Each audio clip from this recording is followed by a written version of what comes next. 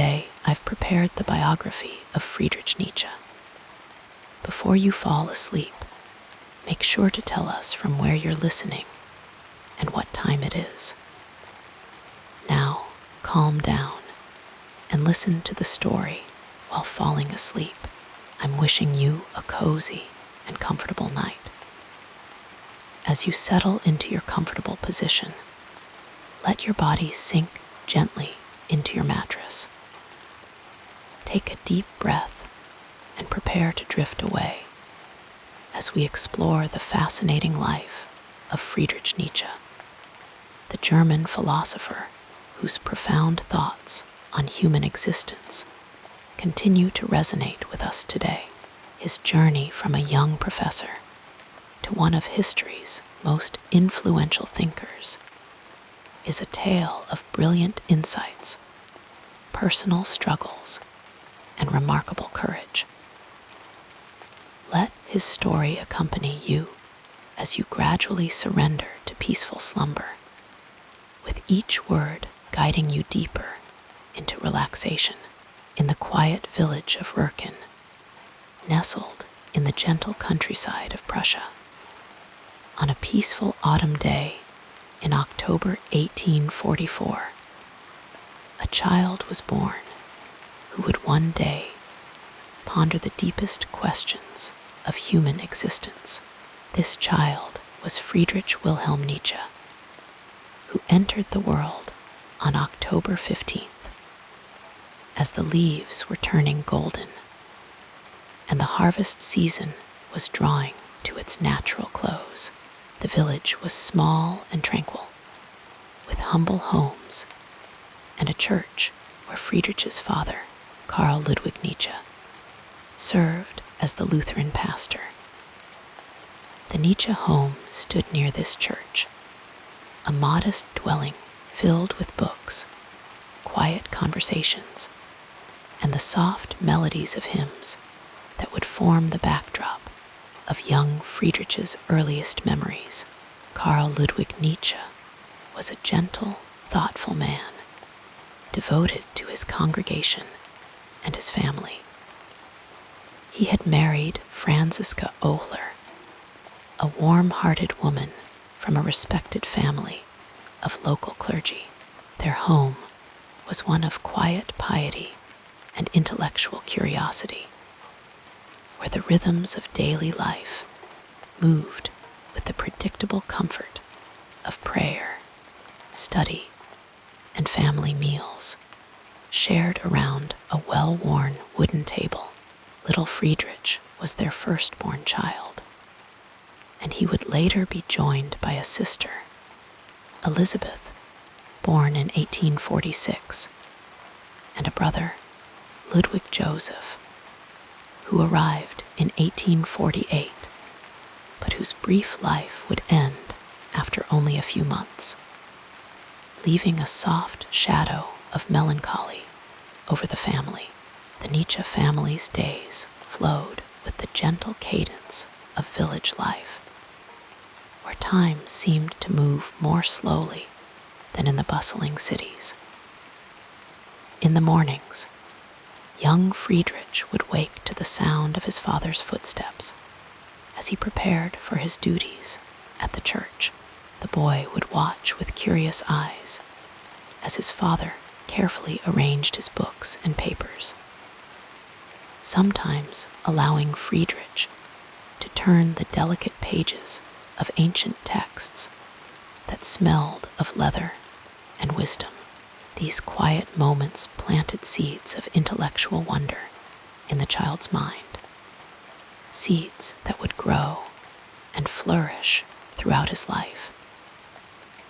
In those early years, Friedrich was a sensitive, observant child with thoughtful eyes that seemed to take in everything around him. He was particularly drawn to music, and his mother would often find him sitting quietly near the piano, listening with complete absorption as melodies filled their modest home. Later, he would learn to play himself, his small fingers finding their way across the keys with a natural intuition that suggested an innate understanding of harmony and rhythm. This love of music would remain with him throughout his life, a soothing current running beneath his later philosophical explorations. The peaceful flow of the Nietzsche family's life was interrupted when Friedrich was only 4 years old. His father began to suffer from mysterious headaches and dizziness, symptoms that gradually worsened over several months. The village doctor visited their home with increasing frequency, his footsteps on the wooden floors becoming a sound that young Friedrich learned to associate with hushed conversations and his mother's worried expression. In July of 1849, Carl Ludwig Nietzsche passed away after suffering what was described as softening of the brain, leaving Franziska a widow at 33 with 2 young children to raise. The loss of his father created the first significant rupture in Friedrich's young life. A gentle tear in the fabric of his childhood security that would never fully mend, though he was too young to fully comprehend the permanence of death. He sensed the profound change in his household, the absence that seemed to fill the rooms like a quiet mist. His mother, though grieving, showed remarkable resilience, maintaining a calm, nurturing presence for her children, even as she navigated the practical challenges of widowhood in mid-19th century Germany. In the year following Carl Ludwig's death, the family moved from the pastoral home in Wirken to the nearby town of Naumburg, where they shared a house with Franziska's mother and 2 unmarried sisters. This arrangement provided both practical support and the comforting presence of extended family.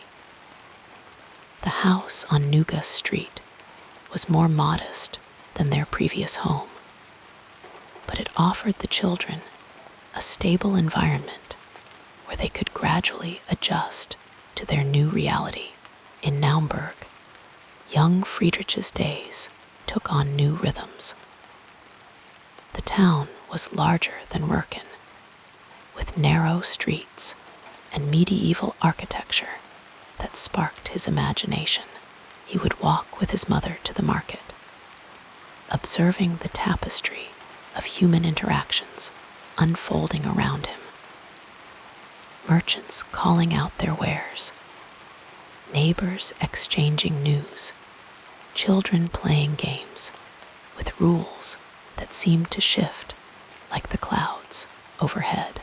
These ordinary scenes were absorbed by his observant mind, forming impressions that would later inform his understanding of human nature and social dynamics. Friedrich's formal education began at the local boys' school in Naumburg, where he quickly distinguished himself as a student of unusual promise. His teachers noted his exceptional memory and his ability to concentrate deeply on subjects that captured his interest. He was particularly drawn to literature and classical studies, often reading far beyond what was required for his classes. At home in the evenings, he would sometimes read aloud to his mother and sister by the warm glow of oil lamps, his young voice giving life to ancient tales and poetry. Music continued to be a source of profound joy and solace for the boy. He took piano lessons and showed remarkable aptitude, sometimes composing simple melodies that seemed to express emotions he could not yet articulate in words. His mother would often pause in her household tasks to listen as he played, noting how completely he surrendered himself to the music, his expression serene and focused in a way that reminded her of his father's contemplative nature. As Friedrich approached adolescence, his intellectual and spiritual development began to take more definite shape. He was deeply influenced by the religious atmosphere of his upbringing, and for a time, he was known among family and teachers as a pious boy who might follow in his father's footsteps toward a life in the church. He knew passages of scripture by heart and participated earnestly in religious instruction, finding comfort in the familiar rituals and teachings that had formed the foundation of his earliest understanding of the world. When Friedrich was 14, an opportunity arose that would significantly shape his future path. Based on his exceptional academic performance and the recommendation of his teachers, he was offered a scholarship to attend Schulpforta, one of Germany's most prestigious boarding schools, located in a former Cistercian monastery near Naumburg. Schulpforta had a rigorous academic tradition dating back centuries and had educated many notable German intellectuals and cultural figures. The decision to send young Friedrich to Schulpforta was not made lightly. His mother worried about his health, which had always been somewhat delicate, and about separating him from the protective cocoon of family life. Yet she recognized the rare opportunity this represented for her son's intellectual development.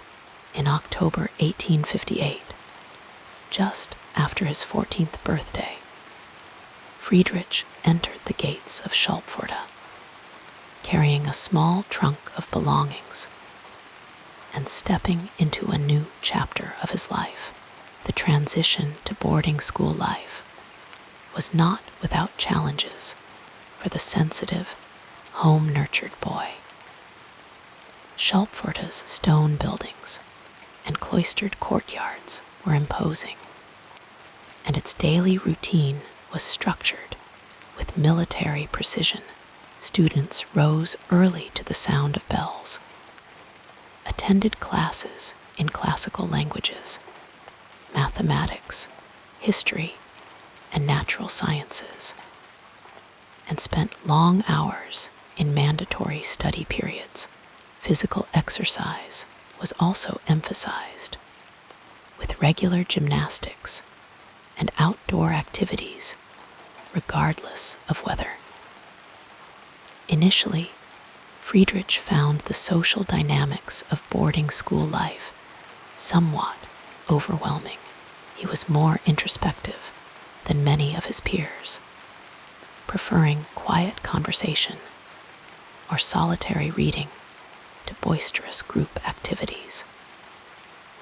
Yet, he gradually formed meaningful friendships with a small circle of like-minded students who shared his intellectual interests.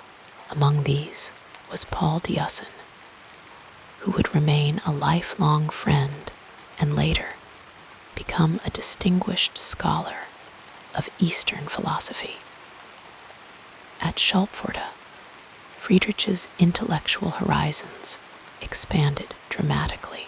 The school's extensive library became a sanctuary where he could explore far beyond the prescribed curriculum. He immersed himself in Greek and Roman classics, developing a particular affinity for the works of Plato and Aeschylus. he also discovered the German Romantic poets and philosophers, whose exploration of the individual spirit and celebration of nature resonated deeply with his own emerging sensibilities. Music remained a vital part of Friedrich's life at school. He continued his piano studies and began more serious attempts at composition, filling notebooks with musical ideas during his free time. The monastery's chapel, with its excellent acoustics, offered opportunities to hear performances that further developed his musical taste and understanding. These musical interludes provided essential balance to the intensive academic demands of Schulpforta, allowing moments of emotional expression and aesthetic pleasure amid the rigorous intellectual training. During his years at Schulpforta, Friedrich's relationship with Christianity began to undergo subtle shifts. While maintaining outward conformity with the school's religious practices, he began privately questioning some of the doctrines he had accepted unquestioningly as a child.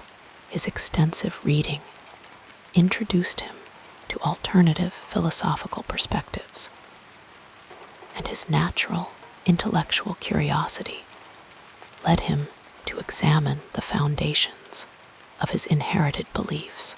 This questioning was not yet the radical critique he would later develop, but rather the first stirrings of an independent mind beginning to find its own path. Friedrich's health during these formative years was a source of ongoing concern. He suffered from frequent headaches and eye problems that sometimes interrupted his studies. The demanding schedule at Schulpforta, with its long hours of reading by inadequate light, likely exacerbated these conditions, yet he persevered through physical discomfort, developing a stoic attitude toward pain that would characterize his approach to his increasingly troublesome health issues in later years. Holidays and brief breaks from school were spent in Naumburg with his mother and sister. These homecomings were peaceful interludes in his increasingly demanding intellectual life. Friedrich would share carefully edited accounts of his school experiences, not wishing to worry his mother with any difficulties or doubts he might be experiencing. These family gatherings were marked by simple pleasures: walks in the countryside, music in the evening, and conversations around the dining table, where the growing young man could still briefly feel like a child in the protective embrace of home. As Friedrich progressed through his studies at Schulpforta, his academic focus increasingly centered on classical philology, the study of classical languages and literature. His exceptional facility with Greek and Latin, and his deep appreciation of ancient texts suggested a natural path toward scholarly specialization in this field. His teachers recognized his unusual talent and encouraged this direction, seeing in him the potential for significant contributions to classical scholarship. In 1864, at the age of 20, Friedrich graduated from Schulpforta with distinction. His final thesis was on the Greek poet Theognis, demonstrating already the philological skills and interpretive insights that would characterize his early academic career. as he prepared to leave the structured environment that had shaped his adolescence. He stood at the threshold of adulthood with a mind well stocked with classical learning, a developing independent philosophical perspective, and the first intimations of the unique intellectual voice that would eventually challenge the foundations of Western thought. The young man who left Schulpforta was still very much a product of his upbringing, respectful, diligent, and outwardly conventional in many ways. Yet, beneath this proper exterior, new ideas were germinating. The quiet child from Merkin, who had watched his father prepare sermons, was becoming a young scholar who would eventually question the very foundations of the moral and religious traditions in which he had been raised. But that transformation would unfold gradually through university studies, personal relationships, and the continuing interplay of his remarkable intellect with his experiences of both suffering and joy.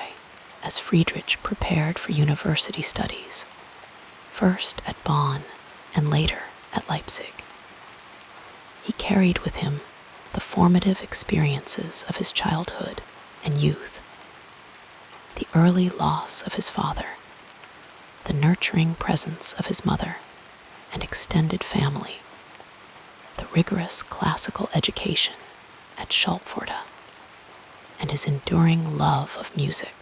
These elements had combined to shape a young man of unusual sensitivity and intellectual depth, poised to begin the journey that would eventually lead him to become one of the most profound and challenging philosophers of the modern era. Let us drift further into the story as we explore the next part of this fascinating journey. In the gentle rolling hills of Saxony, in the quiet village of Rurken, the Nietzsche family story began to unfold, like a soft blanket being laid across the landscape of history. Friedrich Wilhelm Nietzsche, born on October 15, 1844, entered this world as part of a lineage that stretched back through generations of Protestant clergymen, a heritage that would flow through his early life like a calm, steady stream, shaping the contours of his developing mind. The Nietzsche family tree extended its roots deep into German soil, with branches reaching back to the early 18th century. Friedrich's paternal ancestors were predominantly Lutheran ministers, men of faith and learning, who served their communities with dedication and quiet dignity. His father, Karl Ludwig Nietzsche, continued this tradition, a gentle and musically gifted pastor who had been appointed to his position in Rurken by King Friedrich Wilhelm IV of Prussia, for whom the young Friedrich would be named. If we were to trace the Nietzsche lineage further back, we would find ourselves wandering through the misty paths of Polish nobility. Family lore, whispered through generations like a bedtime story, suggested that the Nietzsches had descended from a line of Polish nobles named Nieschtze, who had fled religious persecution in their homeland, though Friedrich himself would occasionally mention this possible noble heritage. The truth of these origins rests softly in the gentle shadows of time, neither fully confirmed nor denied, much like a dream that lingers upon waking. On his mother's side, the young Friedrich inherited equally rich traditions. His mother, Franziska Ohler, came from a family deeply rooted in the rural traditions of the region. The Ohlers were people of the land, connected to the rhythms of nature and the changing of seasons. Franziska's father had been a pastor as well, creating a confluence of religious devotion that flowed from both sides of Friedrich's family tree, surrounding his early years with the quiet cadences of biblical teachings and Lutheran hymns. The household in which the young Friedrich was raised breathed with the gentle rhythms of provincial German life.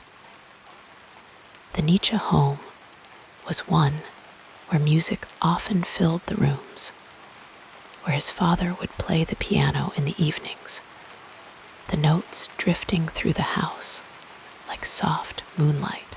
Karl Ludwig had a particular fondness for Bach and Mozart, composers whose works would later influence Friedrich's own philosophical musings on the nature of art and beauty.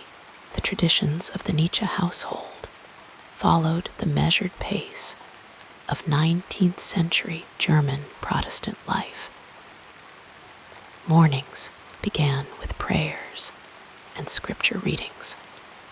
The family gathered around the breakfast table as Karl Ludwig's voice rose and fell with the familiar words of devotion.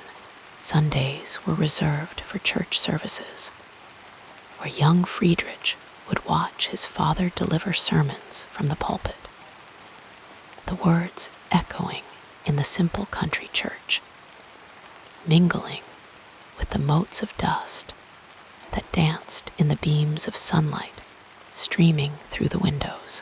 When Friedrich was not yet 5 years old, a profound change swept through the family like a sudden autumn wind. For nearly a year, Karl Ludwig experienced increasing mental confusion and physical weakness before passing away in July 1849. The loss cast a long, soft shadow over the family, particularly the young Friedrich, who would later write of this early encounter with mortality with a tender melancholy that suggested the depth of its impact.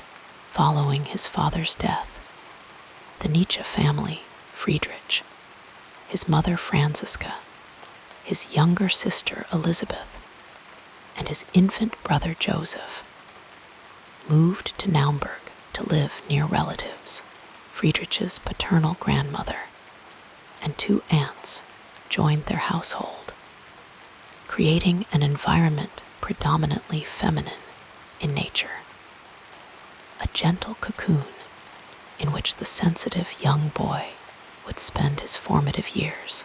The extended family brought with them the traditions and stories of previous generations. In the evenings, by the warm glow of oil lamps, Friedrich's grandmother would often share tales of earlier times, of ancestors who had lived through the Napoleonic Wars, of family celebrations and sorrows that had ebbed and flowed through the years like a gentle river. These stories, delivered in her soft, aged voice, wove themselves into the fabric of Friedrich's developing consciousness, connecting him to a past that extended beyond his own brief experience. The Nietzsche home in Naumburg was filled with books, many inherited from Friedrich's father and grandfather. The family valued education deeply, a tradition that stretched back through generations of clergymen who had studied theology and classical languages.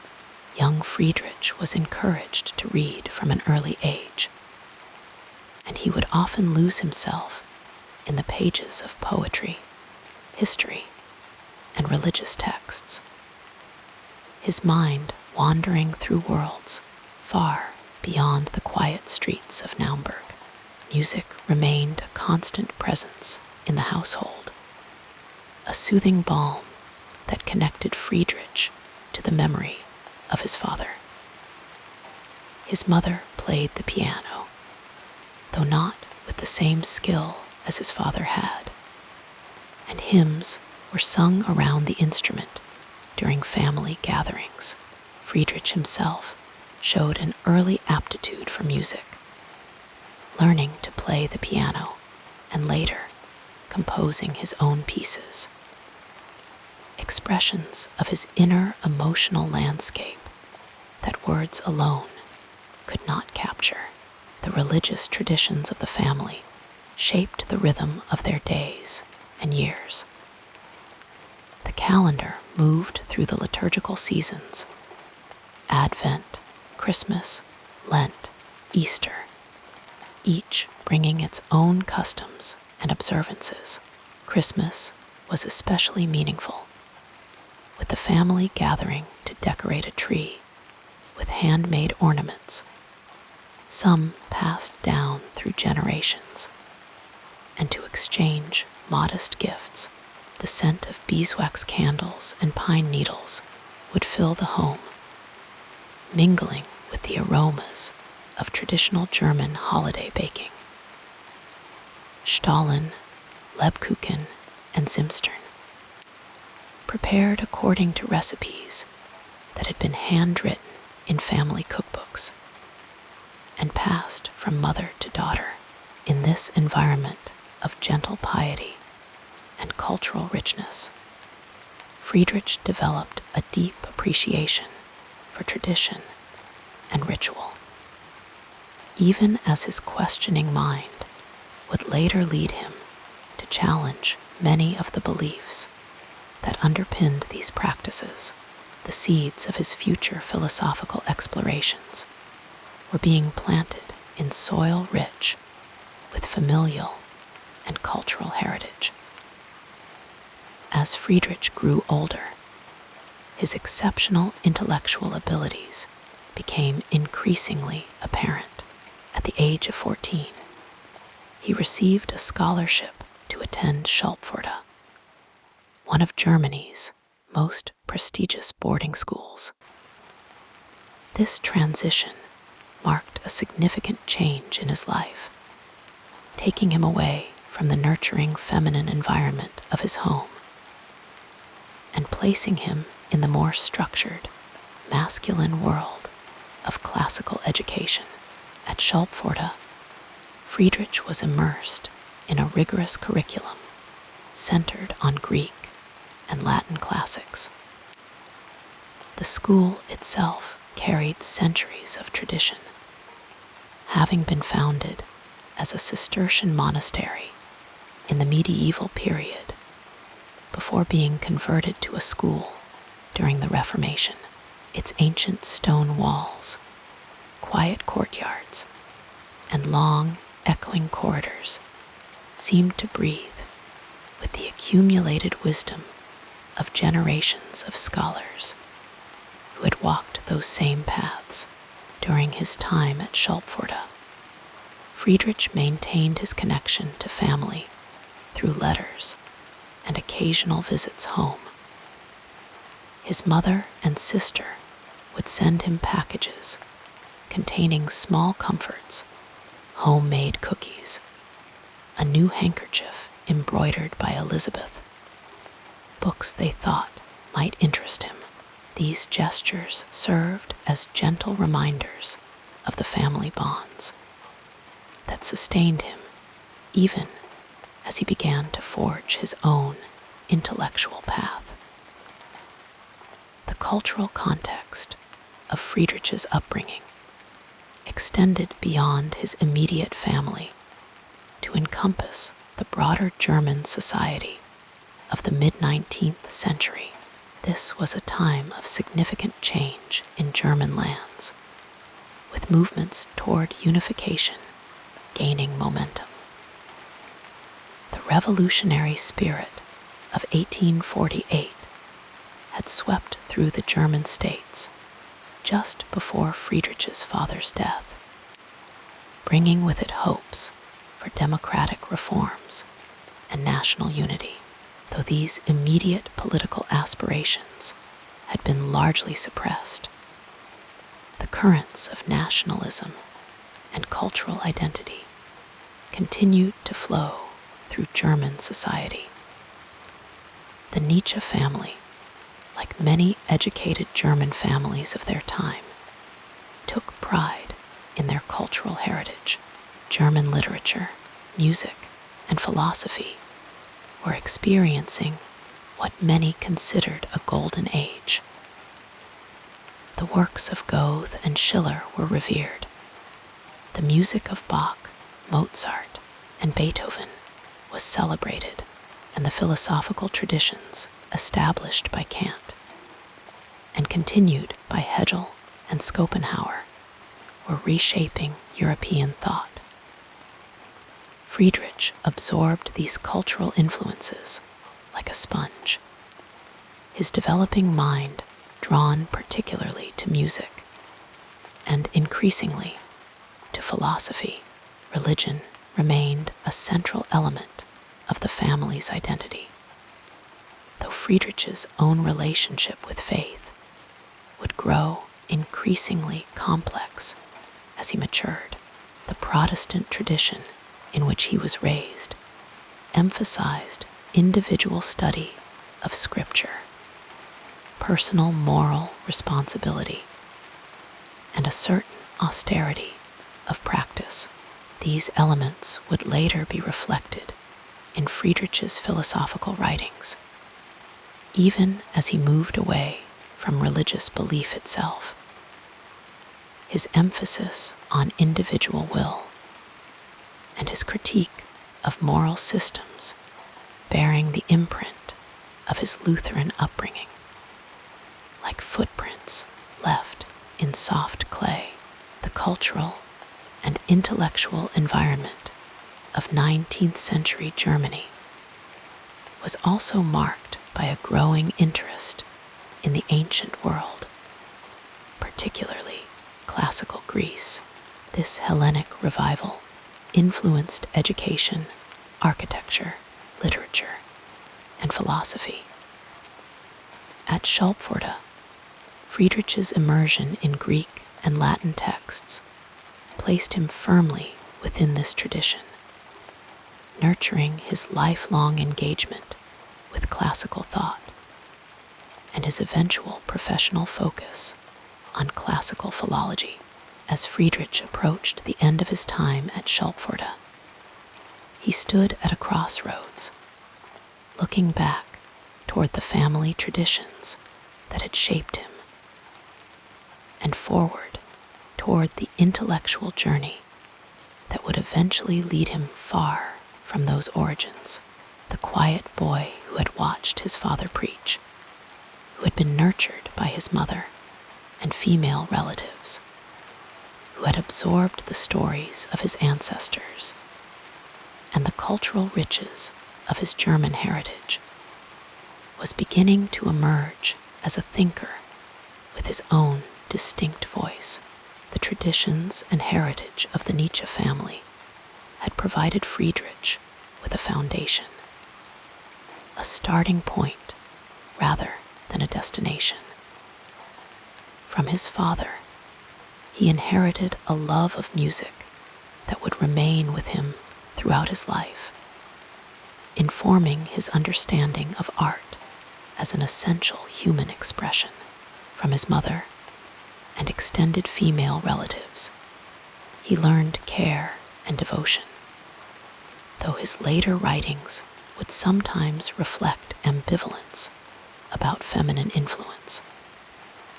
From his ancestral lineage of pastors and scholars, he gained a respect for learning and intellectual rigor that would characterize his own academic pursuits.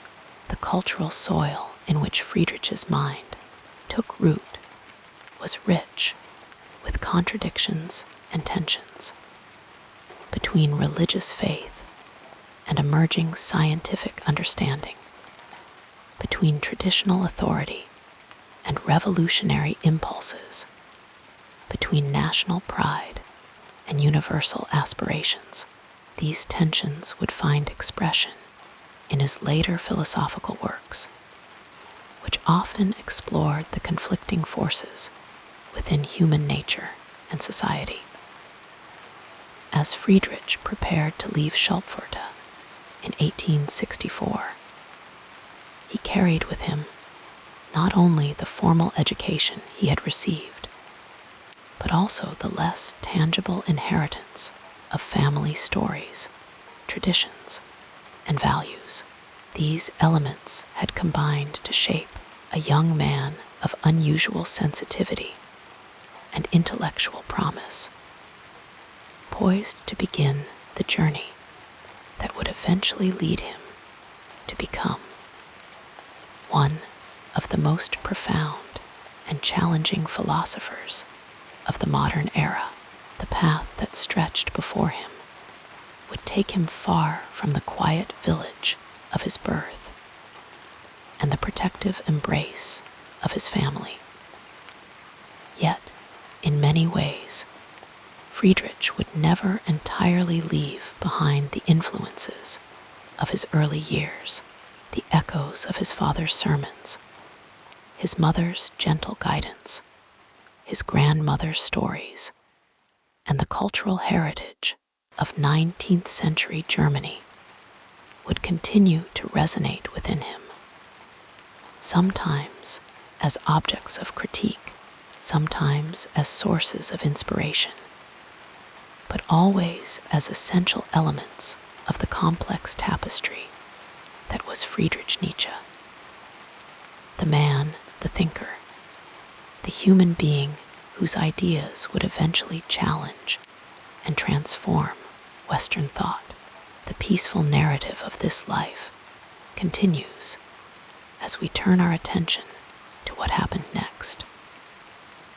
In the gentle quiet of a small German village called Röhrken, nestled in the rural landscape of Saxony, a child named Friedrich Nietzsche drew his first breath on October 15, 1844. The village itself was a tranquil place, where time seemed to move with the unhurried rhythm of the seasons. The surrounding countryside unfolded in soft, rolling hills that changed their colors with each passing month: vibrant greens in spring, golden yellows in summer, rich ambers in autumn, and pristine whites in winter, when snow blanketed the land in hushed silence. The Nietzsche family home in Röhrken was a modest parsonage attached to the village church where Friedrich's father, Karl Ludwig Nietzsche, served as the Lutheran pastor. The house was built of sturdy stone with wooden beams that creaked softly on windy nights, telling stories of all who had lived there before. The rooms were warmed by ceramic tile stoves that radiated a gentle heat during the cold German winters, creating cozy spaces where the family would gather as daylight faded. Inside this home, young Friedrich's world was filled with the subtle sounds and scents that form the backdrop of childhood memories. The ticking of the wooden clock in the parlor marked the passing hours. The aroma of freshly baked bread would waft through the rooms when his mother, Franziska, prepared the family meals. The soft rustle of pages turning as his father studied religious texts in his study created a soundtrack of reverent quietude. The parsonage had a garden where Friedrich could wander among flowering plants in the warmer months. Here, Beneath the vast open sky, he would observe the patient industry of bees moving from blossom to blossom, and watch butterflies drift on currents of air like living fragments of colored light. The garden was bordered by fruit trees that offered sweet treasures in late summer apples, and pears that Friedrich and his younger sister, Elizabeth, would reach for with eager hands. The village church, where his father preached, stood close to their home.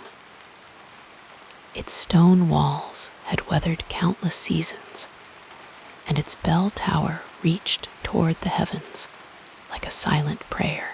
On Sundays, the church bell would ring out across the village, its deep, resonant tones calling the faithful to worship. Inside, sunlight filtered through simple, stained glass windows, casting pools of colored light on the worn wooden pews where Friedrich would sit, listening to his father's voice as it filled the sacred space with words of faith and devotion. The rhythm of life in Wirken followed the ancient patterns of rural existence. Mornings began with the distant crowing of roosters and the soft lowing of cattle being led to pasture. The village came alive gradually as smoke began to rise from chimneys and people emerged from their homes to begin the day's work. Friedrich would observe farmers tending their fields, their figures small against the expansive landscape, moving in the timeless dance of planting and harvesting that sustained the community. The village had its own gentle soundscape, the distant clang of a blacksmith's hammer, the creaking wheels of farm carts on dirt roads, the murmur of conversation at the village well, where women gathered to draw water and exchange news. Children's laughter would occasionally rise above these background sounds, like bright notes in a pastoral symphony. When Friedrich was nearly 5 years old, a profound change altered the landscape of his childhood. His beloved father fell ill, suffering from what was described as a softening of the brain, perhaps an early term for what we might now recognize as a tumor or degenerative condition. For almost a year, young Friedrich witnessed his father's decline, a slow dimming of the vibrant presence that had been the center of his world. In July 1849, Carl Ludwig Nietzsche passed away, leaving a void in the family that could never truly be filled. The loss of his father necessitated another change in Friedrich's physical environment. The parsonage in Wirken was tied to his father's position as pastor, and so the widow Franziska Nietzsche gathered her children Friedrich, Elizabeth, and the infant Joseph, who had been born shortly before Carl Ludwig's illness, and moved to the nearby town of Naumburg to live with her husband's mother and 2 unmarried sisters. Naumburg was a significant change from the rural simplicity of Wirken. This was a proper German town with medieval origins, surrounded by ancient walls that embraced streets lined with half-timbered houses and shops. The town had a cathedral whose Gothic spires reached toward the sky, far more imposing than the humble village church of Wirken. Here, the sounds were different, more numerous footsteps on cobblestone streets, the calls of merchants selling their wares, the regular chiming of the town clock marking the hours with greater formality than the village church bell. The Nieschtze family settled into a household that, while not wealthy, maintained the respectability expected of a pastor's widow and her children. Their home was filled with books, music, and the quiet dignity of educated German burgher life. The furniture was solid and well-made, though not ostentatious, dark wood polished by years of careful maintenance. Upholstery in subdued colors that spoke of propriety rather than luxury. Oil lamps cast their warm glow over evening gatherings, creating pools of gentle light where family members would read, sew, or engage in quiet conversation. In this new environment, young Friedrich was surrounded by feminine influences. His grandmother, a woman who had lived through the Napoleonic Wars and carried the wisdom of earlier generations, would share stories of times long past as she sat in her chair by the window, her hands never idle as they worked at knitting or mending. His aunts, educated women who had never married, maintained the household with efficient care, while taking a keen interest in the intellectual development of their brothers' children. The Nietzsche household was one where culture was valued and nurtured. Music was an important presence. The notes of the piano would often fill the rooms as one of the adults played pieces by German composers. Friedrich himself showed early aptitude for music and would eventually compose his own pieces.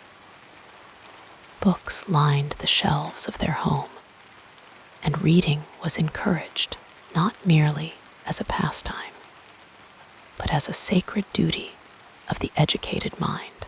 The natural environment around Naumburg offered different experiences than the open farmland of Rurken. The town was situated near the Saale River, which wound its way through the landscape like a silver ribbon beyond the town walls. Vineyards climbed the gentle slopes of nearby hills, creating patterns of cultivated beauty across the countryside. Forests of oak, beech, and pine offered cool refuge during summer months, their cathedral-like spaces filled with dappled light and the soft sounds of wind moving through countless leaves. Young Friedrich would often walk in these natural surroundings, finding in them a space for contemplation that contrasted with the more structured environment of town and home. The changing seasons painted this landscape in an ever-shifting palette of colors and textures, from the delicate green of new leaves in spring to the rich tapestry of autumn, when the forests became a blaze of red, gold, and bronze, before surrendering to winter's monochrome simplicity. The social environment of Friedrich's childhood was shaped by the particular status of his family, respectable but not wealthy, connected to the church. But now, without the direct authority his father had wielded as pastor in the hierarchical society of 19th century Germany, the Nietzsches occupied a position of cultural dignity rather than material privilege. They were expected to maintain standards of behavior and education that reflected their heritage, even as they lived with financial constraints that required careful management of resources. Friedrich's education began at home, where his mother and aunts instilled in him a love of learning and an appreciation for cultural refinements. At the age of 10, he entered the local gymnasium or preparatory school, where he distinguished himself as a serious and capable student. The school environment was one of strict discipline and high expectations, where boys were molded according to classical educational ideals that emphasized Greek and Latin, history, mathematics, and religious instruction. The classroom spaces of Friedrich's boyhood were austere by modern standards, wooden desks arranged in rows facing the teacher's podium, walls adorned with maps or educational charts, windows that admitted light but often offered distracting glimpses of the world outside, where other children might be playing. The school day was punctuated by the ringing of bells that signaled transitions between lessons, creating a regimented rhythm that contrasted with the more fluid pace of home life. At 14, Friedrich's academic promise earned him a scholarship to Schulpforta, an elite boarding school with a venerable tradition of educational excellence. This represented another significant change in his physical environment. Schulpforta was housed in a former Cistercian monastery. Its ancient stone buildings, arranged around quiet courtyards where generations of scholars had walked before him. The school was surrounded by its own parkland, creating a self-contained world dedicated to learning and discipline. Life at Schulpforta followed an almost monastic schedule. Students rose early to the sound of bells, their days structured around classes, study periods, meals taken in the communal dining hall, and brief intervals of physical exercise. The dormitory rooms were simple and functional, designed to focus the mind on scholarly pursuits rather than physical comfort. In winter, students would huddle near the heating stoves, their breath sometimes visible in the chill air of stone corridors as they moved between classes. The intellectual atmosphere at Schulpforta was both demanding and stimulating.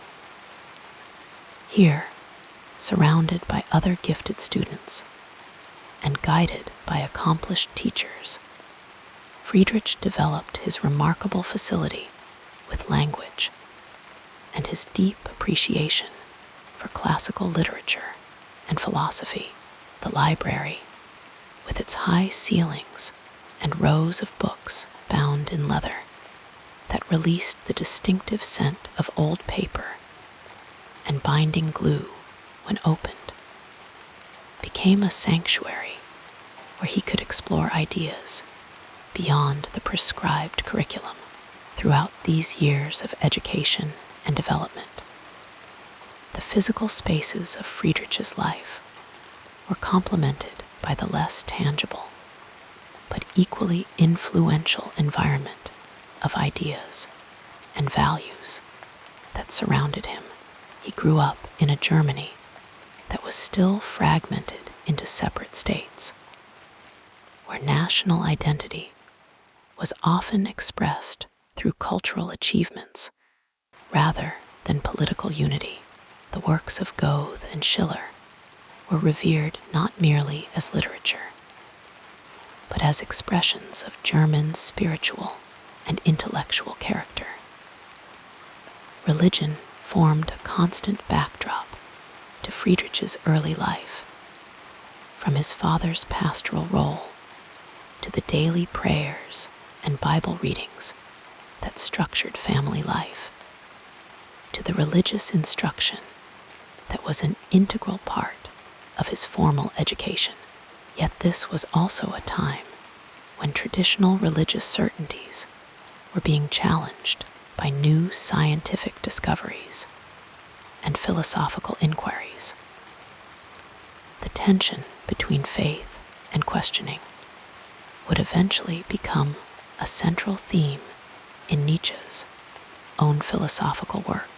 The cultural soil in which Friedrich's mind took root was rich with contradictions and tensions between religious faith and emerging scientific understanding, between traditional authority and revolutionary impulses, between national pride and universal aspirations. These tensions would find expression in his later philosophical works, which often explored the conflicting forces within human nature and society.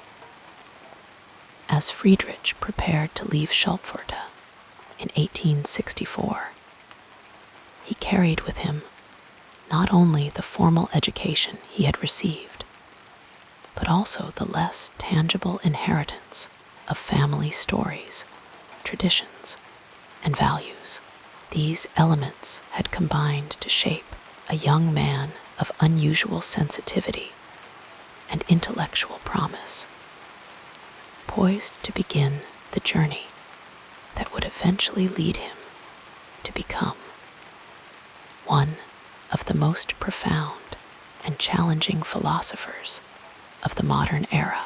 The path that stretched before him would take him far from the quiet village of his birth and the protective embrace of his family.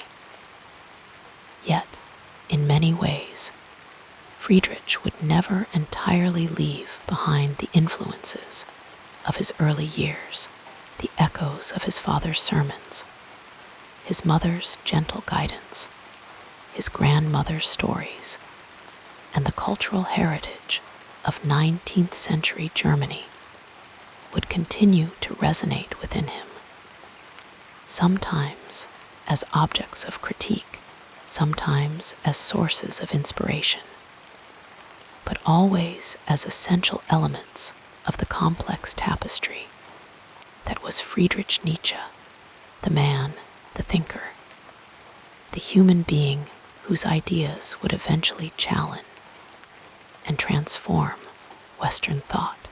As you relax deeper, let us now softly explore the next chapter of this soothing biography.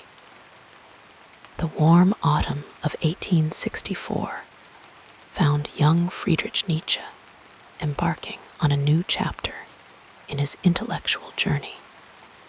As he entered the University of Bonn to study theology and classical philology, the university grounds, with their ancient trees and weathered stone buildings, welcomed him like a gentle embrace.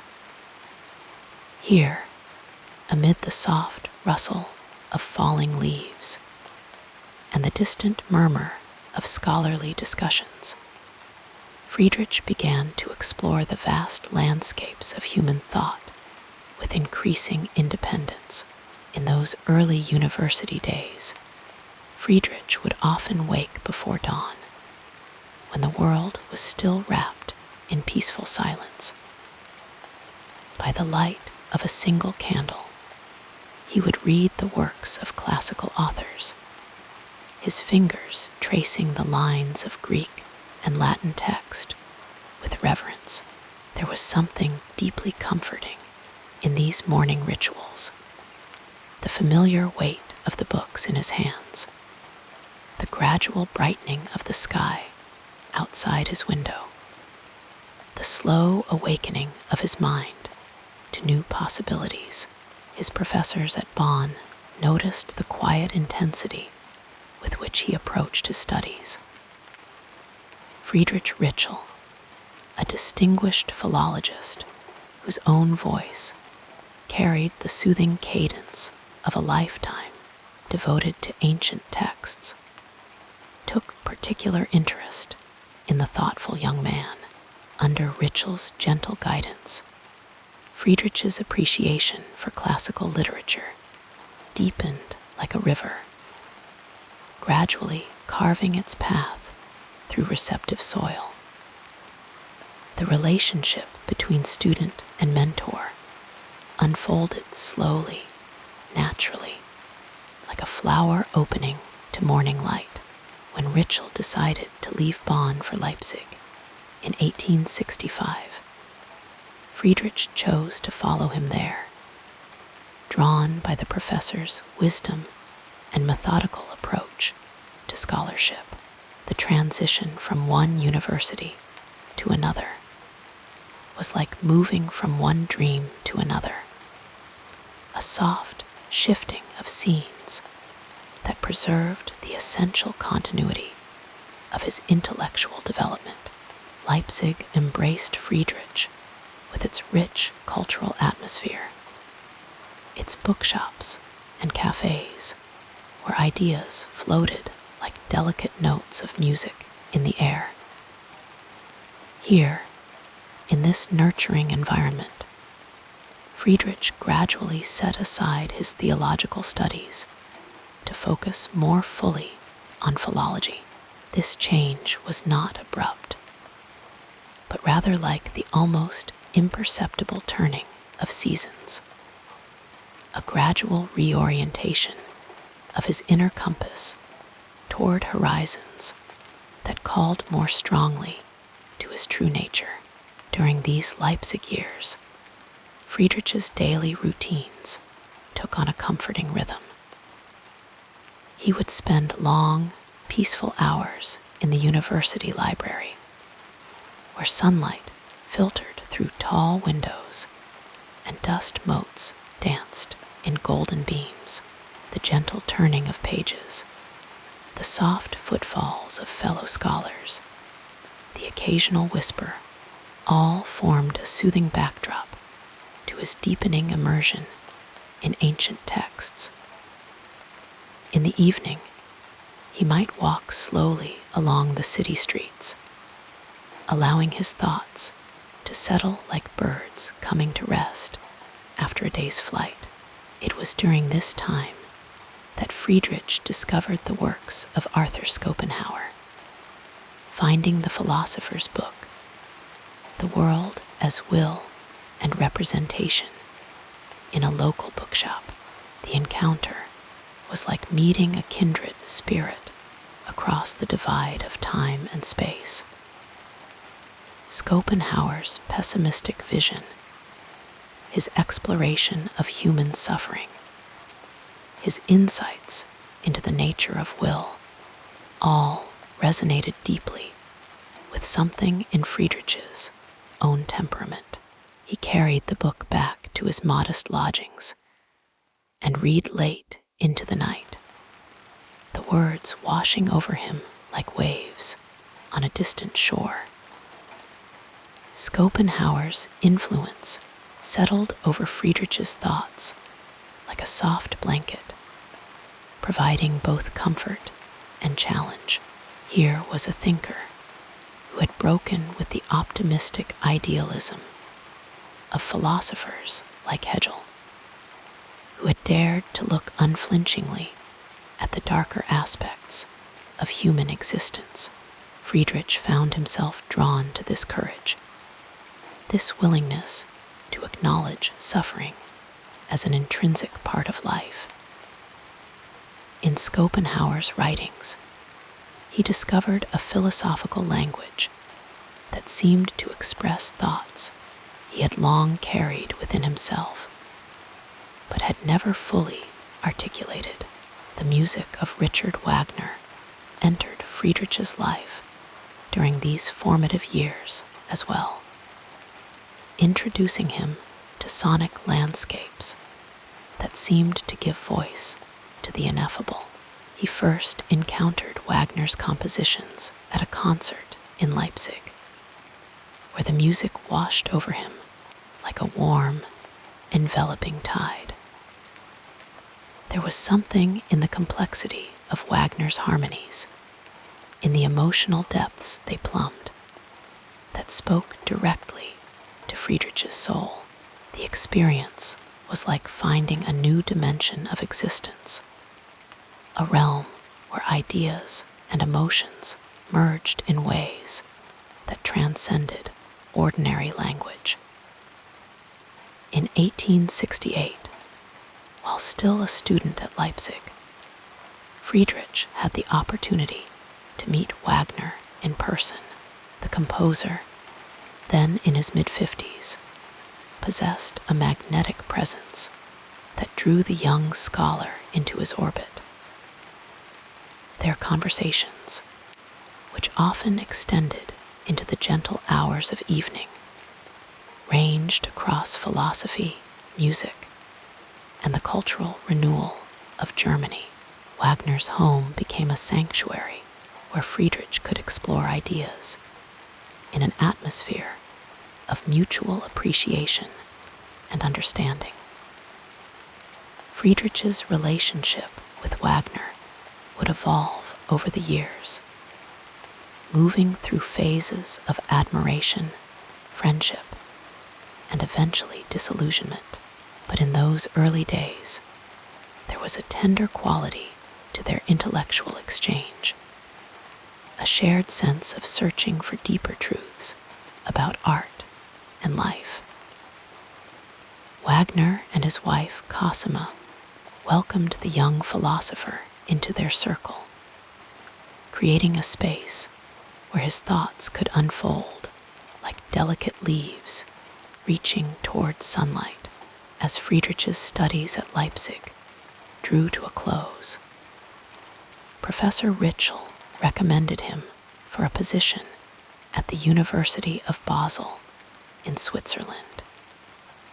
Even though the young man had not yet completed his doctoral dissertation, this vote of confidence was like a gentle hand on his shoulder, guiding him toward his future path. In April 1869, at the age of just 24, Friedrich was appointed to the faculty at Basel as an associate professor of classical philology. The journey to Basel took him through landscapes of gentle beauty, rolling hills, peaceful valleys, distant mountains whose peaks seemed to dissolve into the sky. As the train carried him toward his new life, Friedrich gazed out the window, watching the changing scenery with a sense of quiet wonder.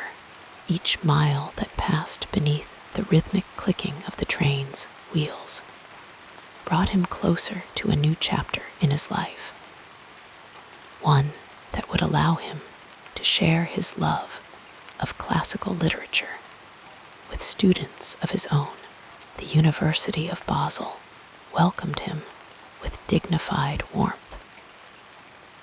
The ancient institution, with its traditions reaching back centuries, offered Friedrich a sense of connection to the long river of human learning. His colleagues, though initially curious about the unusually young professor, soon came to appreciate his deep knowledge and thoughtful approach to teaching. Friedrich settled into his new role with a mixture of humility and quiet confidence, establishing daily routines that provided structure for his continuing intellectual exploration. His teaching methods reflected his belief in the living relevance of ancient texts. Rather than treating Greek and Roman literature as mere historical artifacts, Friedrich encouraged his students to engage with these works as expressions of timeless human experiences. In his classroom, the voices of Homer, Sophocles, and Plato seemed to speak directly to contemporary concerns, bridging the centuries with their enduring wisdom. The peaceful rhythm of academic life at Basel provided Friedrich with the necessary space to develop his own philosophical ideas in the quiet hours between classes, in the gentle stillness of early morning or late evening. He would write in notebooks, filling page after page with reflections that gradually coalesced into his distinctive vision. These private moments of contemplation were like seeds planted in fertile soil, slowly germinating beneath the surface of his conscious thought. During his time at Basel, Friedrich maintained his friendship with Wagner, occasionally traveling to visit the composer and his wife at their home in Tribschen, near Lucerne. These visits offered a welcome respite from academic responsibilities, allowing Friedrich to immerse himself in conversations about art, culture, and the future of German society. The Wagner household, with its blend of intellectual stimulation and warm hospitality, became a second home where Friedrich could explore ideas in an atmosphere of mutual understanding. The Franco-Prussian War of 1871-871 briefly interrupted Friedrich's academic career when he volunteered to serve as a medical orderly, though his poor eyesight prevented him from enlisting as a soldier. He felt compelled to contribute to the war effort in some capacity. The experience exposed him to the harsh realities of human suffering as he tended to wounded soldiers in field hospitals. The sights and sounds of war, the labored breathing of injured men, the soft moans of pain, the gentle words of comfort offered by doctors and nurses left a lasting impression on his sensitive spirit.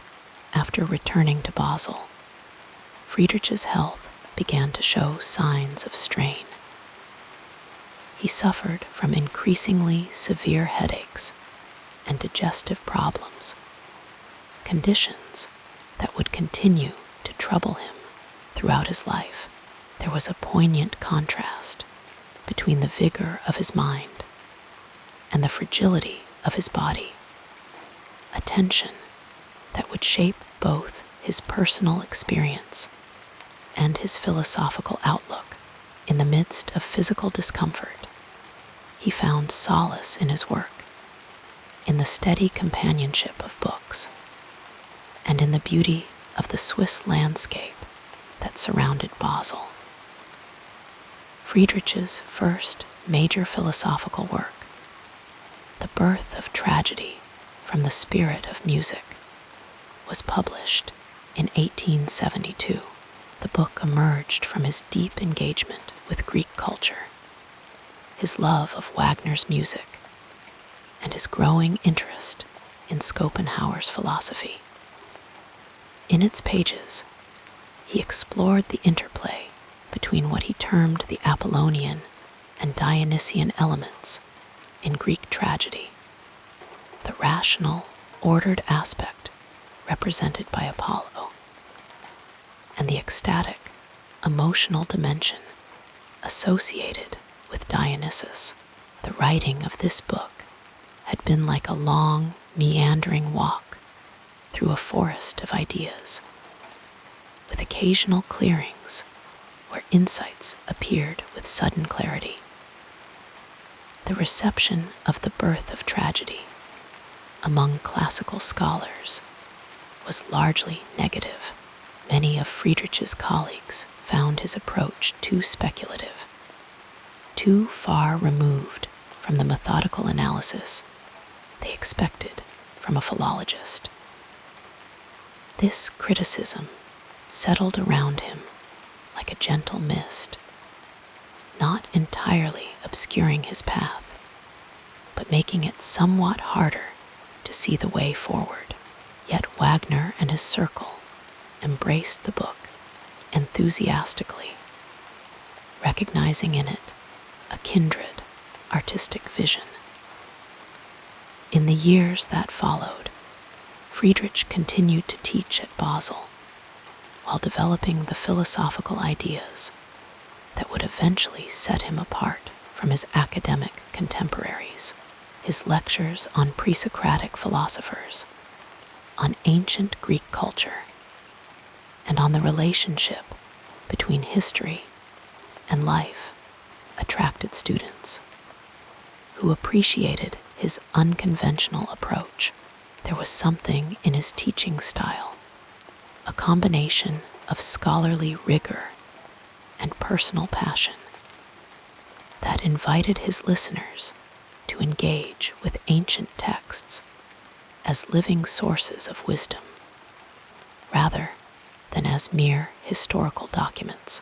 During this period, Friedrich's intellectual development continued to unfold like a slowly opening blossom.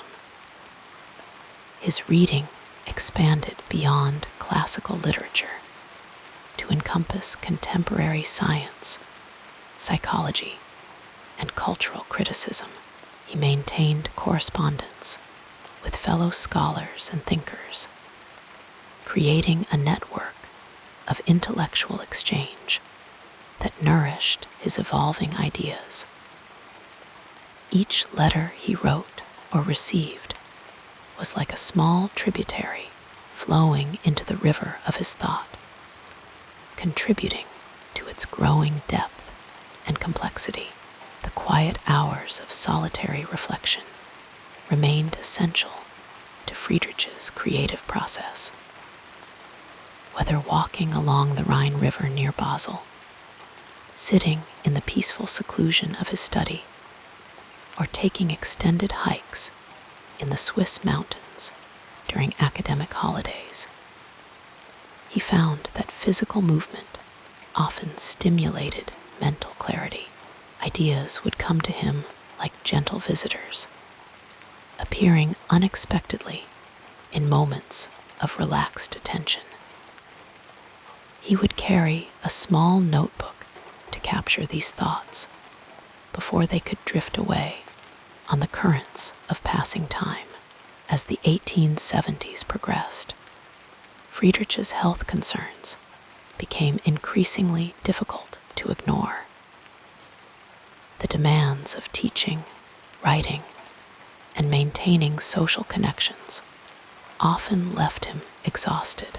There were days when he could barely rise from bed, when the light hurt his sensitive eyes, when the simplest tasks required enormous effort.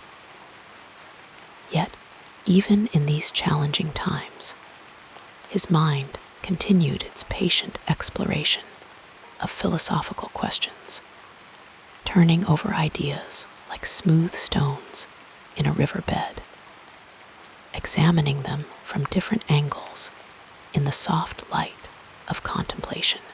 Our soothing biography continues with a look at the next important period in this incredible life.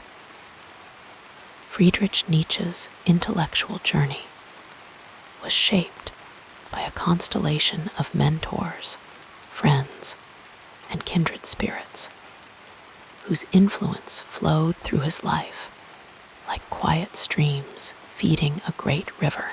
Each relationship left its mark, some with gentle encouragement, others with challenging friction, all contributing to the slow unfolding of his thoughts. One of his earliest and most profound influences was his father, Carl Ludwig Nietzsche, a Lutheran pastor whose deep love for music, literature, and faith left an imprint on young Friedrich's mind. Though his father passed away when Friedrich was only 5, the echoes of his presence lingered his sermons, his piano playing, his way of seeing the world through both faith and intellect. In later years, Friedrich would sometimes recall the warmth of his father's study, the way books lined the shelves like quiet guardians of knowledge, and how his father's voice would fill the room when reading aloud. That early reverence for thought and expression never left him, even as his own ideas diverged sharply from the religious path his father had walked. Another formative figure in Friedrich's youth was his mother, Franziska, a woman of quiet strength and devotion. She nurtured his love of learning, ensuring he had access to books and education, despite the family's modest means after his father's death. Her resilience became a silent lesson, one he would carry with him through the many hardships of his later life, though their relationship would become strained over time, especially as his philosophical explorations led him away from her devout Christianity. There remained a thread of tenderness between them, like a familiar melody hummed softly in the background of his thoughts when Friedrich arrived at Schulpforta, an elite boarding school renowned for its rigorous classical education. He encountered teachers who would shape his intellectual foundations. One such figure was Professor Wilhelm Corson, a scholar of ancient languages who introduced him to the beauty of Greek and Latin texts. Under Corson's guidance, Friedrich immersed himself in the works of Sophocles, Aeschylus, and Homer, their words resonating in his mind like distant echoes of a timeless world. It was here that he first felt the stirrings of a deep connection to antiquity, a love that would later blossom into his fascination with Dionysian and Apollonian forces in art and culture. But perhaps no mentor left as profound an impression as Friedrich Nietzsche, the eminent philologist under whom Nietzsche studied at the University of Bonn and later at Leipzig. Nietzsche was a man of exacting standards, his lectures delivered with precision, his critiques sharp yet fair. He recognized something extraordinary in the young Nietzsche, an originality of thought that set him apart from his peers. When Friedrich's first scholarly essays began to emerge, Nietzsche encouraged him with rare enthusiasm, calling his work brilliant and predicting a luminous future for him in academia. It was Nietzsche who would later recommend Nietzsche for the prestigious professorship at the University of Basel, a turning point that launched him into the world of scholarly recognition at the remarkably young age of 24. Another figure who left a lasting mark was Arthur Schopenhauer, though the two never met in person. Nietzsche discovered Schopenhauer's The World as Will and Representation asterisk in a second-hand bookshop. And from the moment he began reading, he felt as if the philosopher were speaking directly to him. Schopenhauer's bleak, yet mesmerizing vision of the world, a realm driven by blind will, where suffering was inescapable, captivated Friedrich's imagination. He would often read late into the night, the candlelight flickering, as he absorbed ideas that resonated with his own growing disillusionment with conventional optimism. For a time, Schopenhauer became his philosophical lodestar, a guiding voice in the wilderness of his thoughts. Yet no relationship would be as complex or as transformative as his friendship with Richard Wagner. When Nietzsche first met the composer in 1868, he was immediately enthralled. Wagner was a force of nature, charismatic, brilliant, overflowing with creative energy. Their early conversations, often stretching late into the evening, were exhilarating exchanges about art, myth, and the rebirth of culture. Wagner saw in Nietzsche a kindred spirit, a young philosopher who could articulate the intellectual foundations of his own artistic vision. For Friedrich, Wagner became both mentor and muse, a figure who embodied the Dionysian spirit he so admired, the embrace of chaos, passion, and the sublime in human existence. Their bond deepened during Nietzsche's frequent visits to Tribschen, Wagner's idyllic home by Lake Lucerne.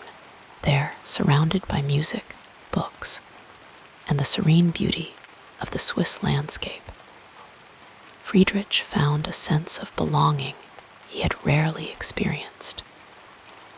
He would sit for hours listening to Wagner play excerpts from his operas on the piano, the music swelling and receding like waves, carrying him into reveries about the power of art to transcend the ordinary. But as time passed, the relationship began to change. Nietzsche's thinking grew more independent, his doubts about Wagner's grand artistic ambitions more pronounced. The composer's embrace of nationalism and his later turn toward Christian themes in Parsifal troubled Friedrich, clashing with his own evolving philosophy. The break, when it came, was slow and painful, a gradual distancing, like two stars once in alignment, now drifting apart. Yet, even in separation, Wagner remained a presence in Nietzsche's mind, a shadow against which he would define his own ideas about art, power, and the future of humanity.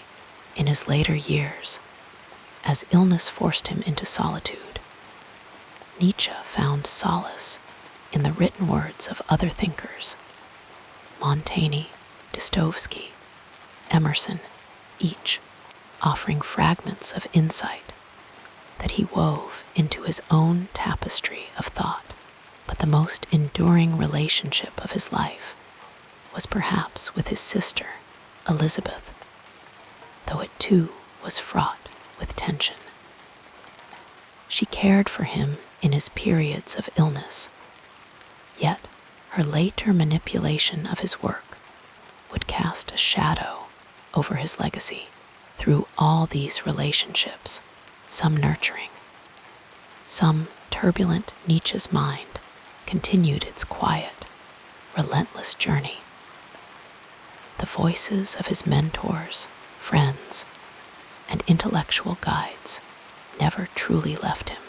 They lingered in the margins of his notebooks, in the rhythms of his prose, in the questions he asked of the world.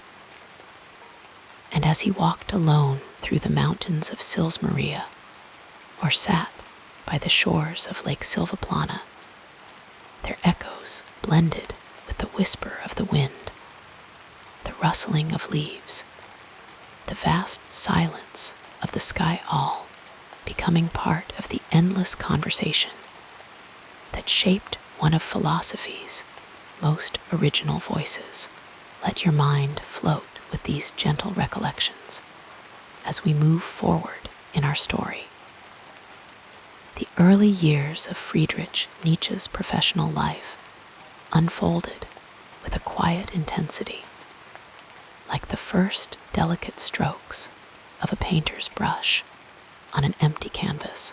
He was young, barely 24 years old, when he accepted a position as a professor of classical philology at the University of Basel in Switzerland. It was 1869, a time when Europe was still reverberating with the aftershocks of political upheaval and intellectual ferment. The old certainties of religion and tradition were being questioned, and new ideas about science, history, and human nature were emerging like fragile seedlings pushing through the soil. Nietzsche, with his piercing intellect and restless curiosity, stepped into this world as both an observer and a participant, his voice still finding its shape, his thoughts still taking form. His appointment at Basel was nothing short of extraordinary. He had not yet completed his doctoral studies, but his brilliance had already caught the attention of scholars, and so, with this endorsement, Nietzsche left the familiar halls of Leipzig University and journeyed to Basel, where cobblestone streets wound between ancient buildings, and the air carried the crisp scent of the nearby Rhine. The early days of teaching were both exhilarating and daunting. His lectures on Greek literature and philosophy drew students who were struck by his passion. His ability to make the distant world of antiquity feel alive and urgent. He spoke of the pre-Socratic thinkers, Heraclitus, with his vision of eternal flux, and Democritus, who imagined a universe of dancing atoms, as if they were contemporaries, their questions still echoing in the modern soul.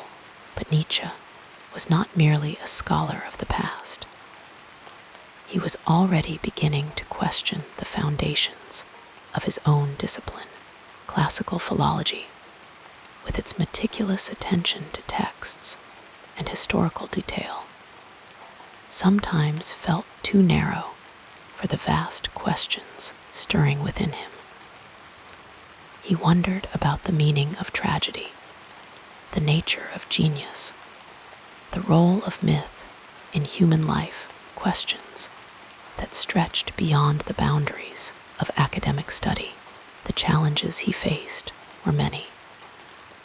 The university world was formal, rigid, bound by tradition, and Nietzsche, despite his early success, often felt like an outsider. He was young, his health was fragile, migraines and eye strain plagued him, and his ideas were beginning to take a turn that would eventually set him apart from his colleagues. There were moments of doubt, of weariness, when the weight of expectations pressed upon him. But even in these quiet struggles, there was a sense of purpose, a quiet determination to follow his own path, wherever it might lead. During these years, one figure stood out as both a guiding light and a source of profound influence: Richard Wagner. Nietzsche had first encountered Wagner's music as a student, and the meeting of these two minds was like the convergence of two storms, each amplifying the other's force. Wagner, already a legend, saw in Nietzsche a kindred spirit, a thinker who could articulate the philosophical depths of his art. Nietzsche, in turn, was captivated by Wagner's vision of a new kind of culture, one that would transcend the dry rationalism of modern life and revive the mythic power of ancient tragedy. Their conversations were electric, filled with grand aspirations and shared dreams. For a time, Nietzsche even imagined himself as a kind of philosophical voice for Wagner's artistic revolution, a role that filled him with both excitement and trepidation. But even in these early days, there were hints of the tensions that would later divide them. Nietzsche's mind was too restless, too independent to remain in anyone's shadow. He began to question some of Wagner's ideas, particularly his growing nationalism and his later turn toward Christian themes. These doubts were still faint, like distant thunder on the horizon, but they were there, stirring beneath the surface of his admiration. Beyond Wagner, Nietzsche found other intellectual companions who shaped his early thought.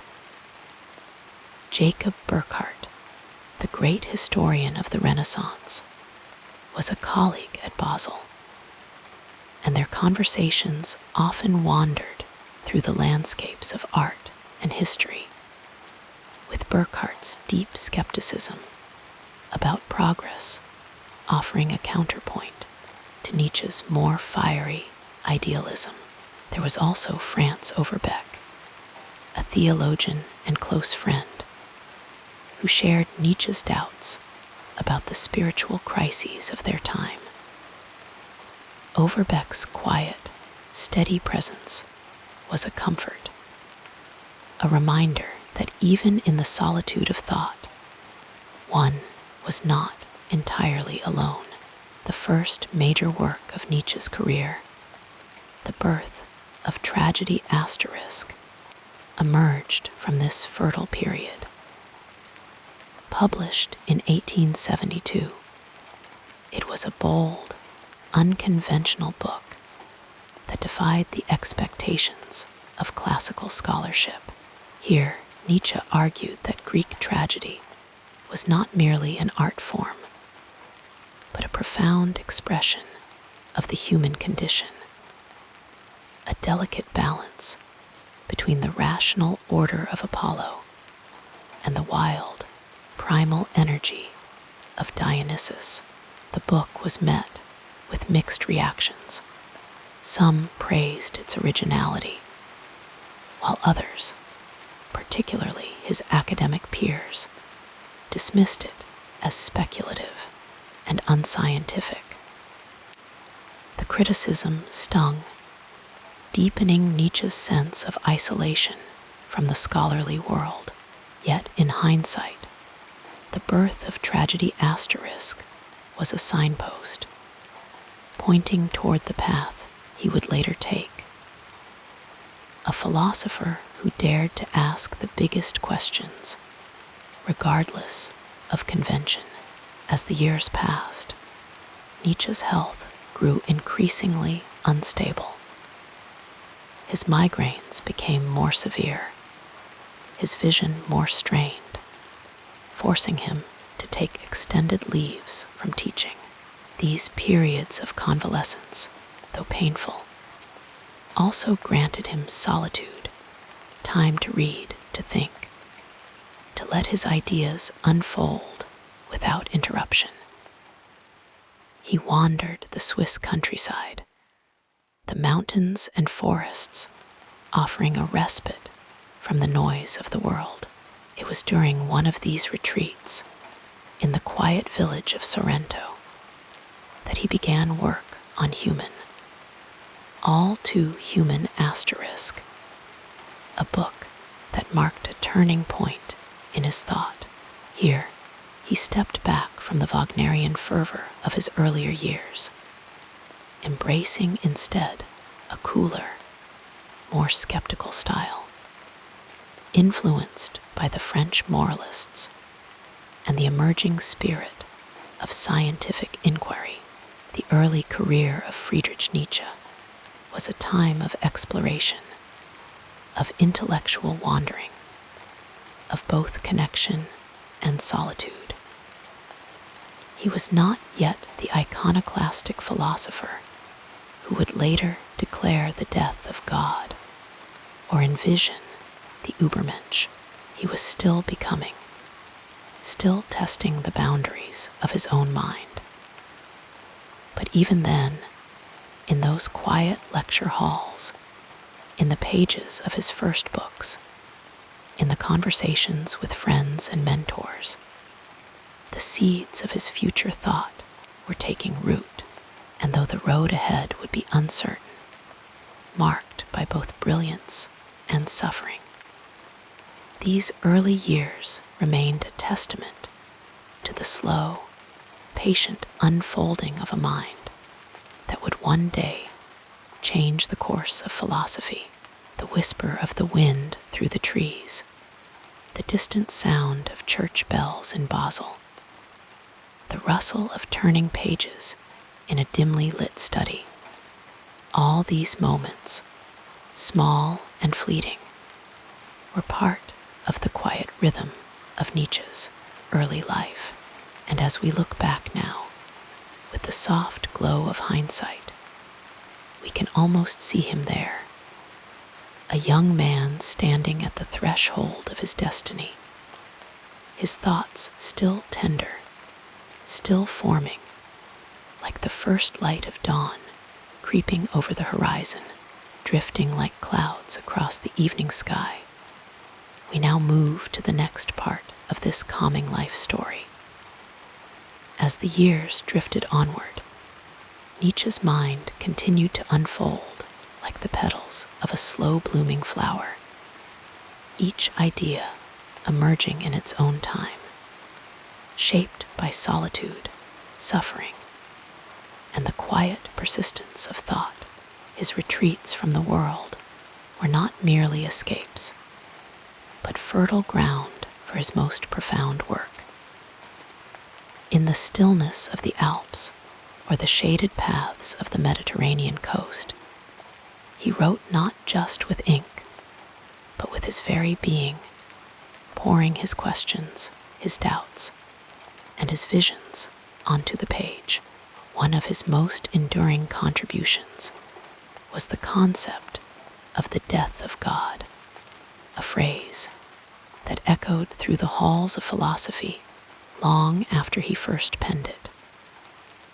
It appeared in the Gay Science Asterisk, a book brimming with aphorisms, each one a small spark of insight. Nietzsche did not write in the dense, systematic manner of many philosophers. Instead, he crafted his thoughts in fragments, in bursts of brilliance that invited the reader to pause, to ponder, to let the meaning unfold like a slow sunrise. The death of God was not a triumphant declaration, but a quiet observation, a recognition that the old certainties were fading, that humanity stood at the edge of an abyss, free to create its own values. He saw this not as a catastrophe, but as an opportunity, a chance for humanity to grow beyond the safety of tradition and embrace the unknown. The idea of the Übermensch, or overman, emerged from this same line of thought. In asterisk, thus spoke Zarathustra asterisk. Nietzsche wove a poetic, almost mythical narrative around this figure, a being who would transcend the limitations of ordinary morality, who would say yes to life in all its chaos and beauty.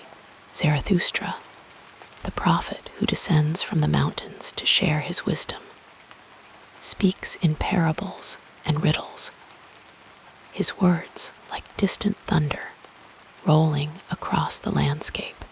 Nietzsche wrote this book in a fever of inspiration, sometimes completing entire sections in a single sitting, as if the words were flowing through him rather than from him. The rhythm of the prose is almost musical, a slow, hypnotic cadence that pulls the reader deeper into its vision. But Nietzsche's philosophy was not all grand visions and sweeping declarations. Much of his work was devoted to the careful, almost surgical dissection of morality itself.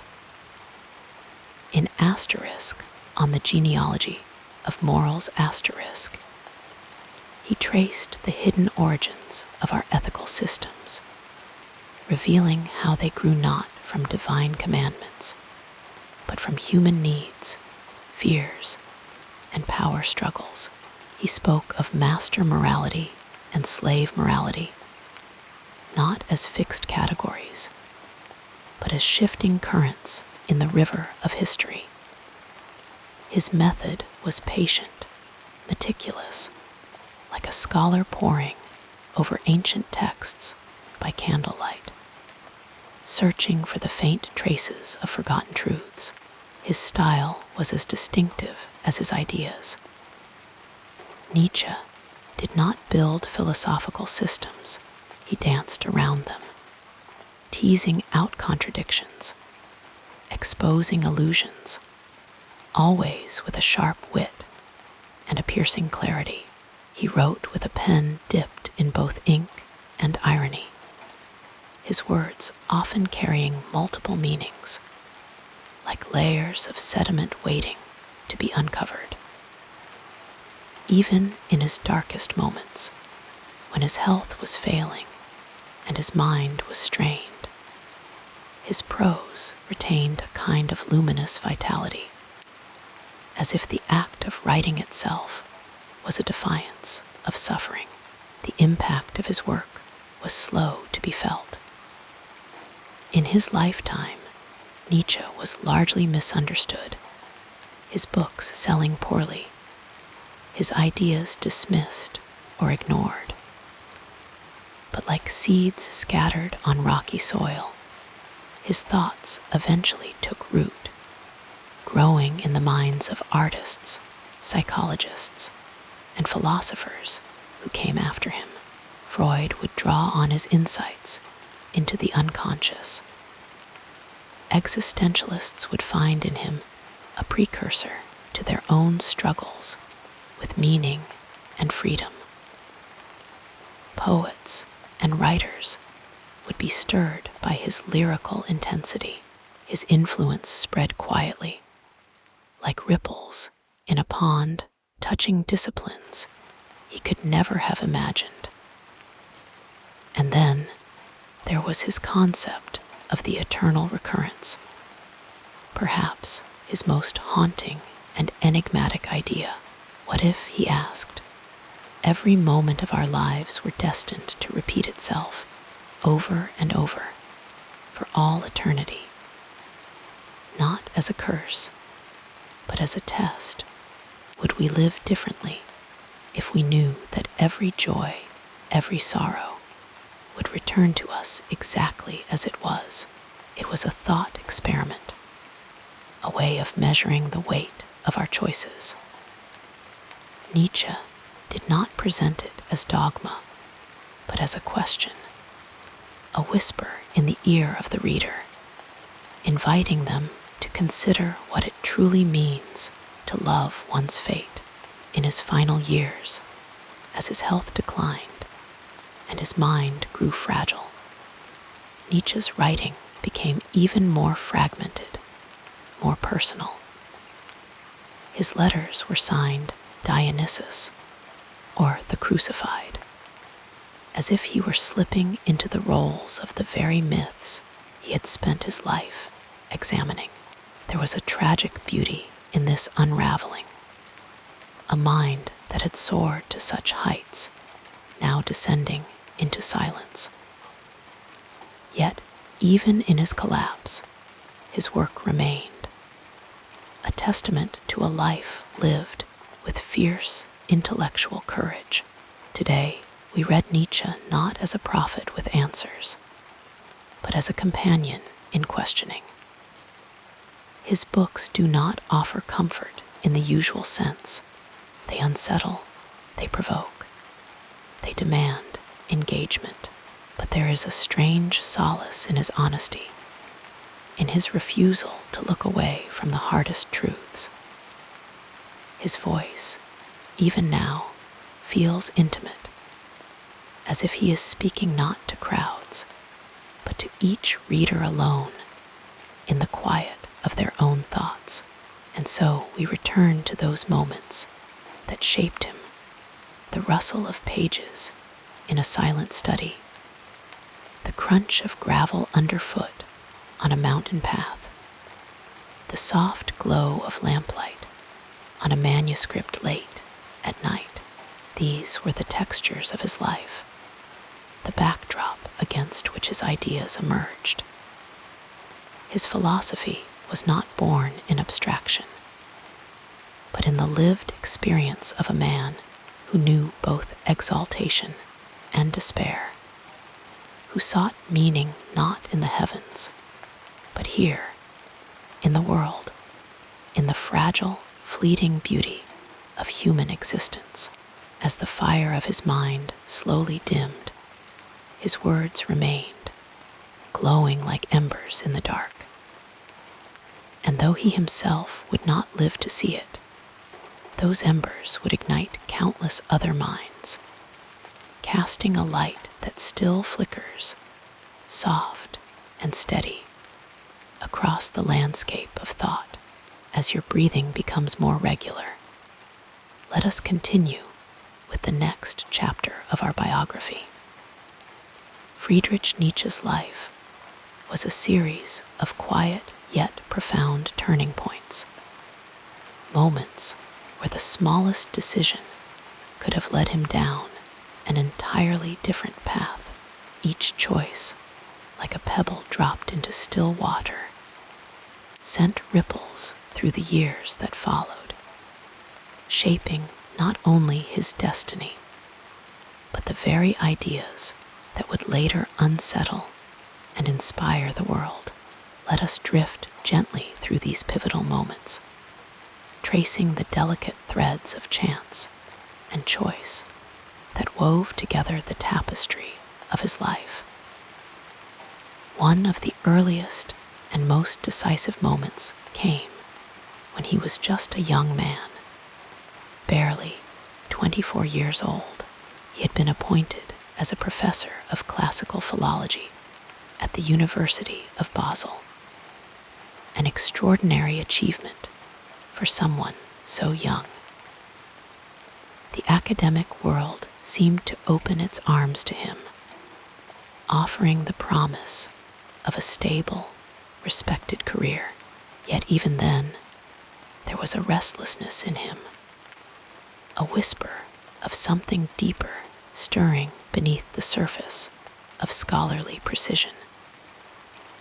The quiet halls of the university, filled with the murmur of ancient texts, could not contain the fire brewing in his mind. Had Nietzsche chosen to remain within the safe confines of academia, his life might have unfolded with predictable dignity: lectures, publications, the measured pace of a scholar's existence. But he was already beginning to question the very foundations of the tradition he was meant to uphold. The turning point came when he chose to turn away, not suddenly, but gradually, like a ship veering imperceptibly off course. His first major work, The Birth of Tragedy*, was already a departure, blending philosophy and poetry in a way that unsettled his colleagues. The academic world frowned upon such unorthodoxy, and Nietzsche, rather than conform, let the distance between himself and the institution grow. What if he had stayed? Perhaps he would have been another forgotten professor, his radical thoughts tempered by the demands of tradition. But the Nietzsche we know stepped away, embracing the uncertainty of a life devoted to thought in its purest, most untamed form. His health, always fragile, made the decision easier. Frequent migraines and eye strain made sustained academic work nearly impossible. Yet even in this, there was a kind of providence. His retreat from the university was not just a withdrawal, but an opening, a doorway into the solitude where his greatest ideas would take shape. Another quiet but monumental shift came with his break from Richard Wagner, the composer he had once adored like a father.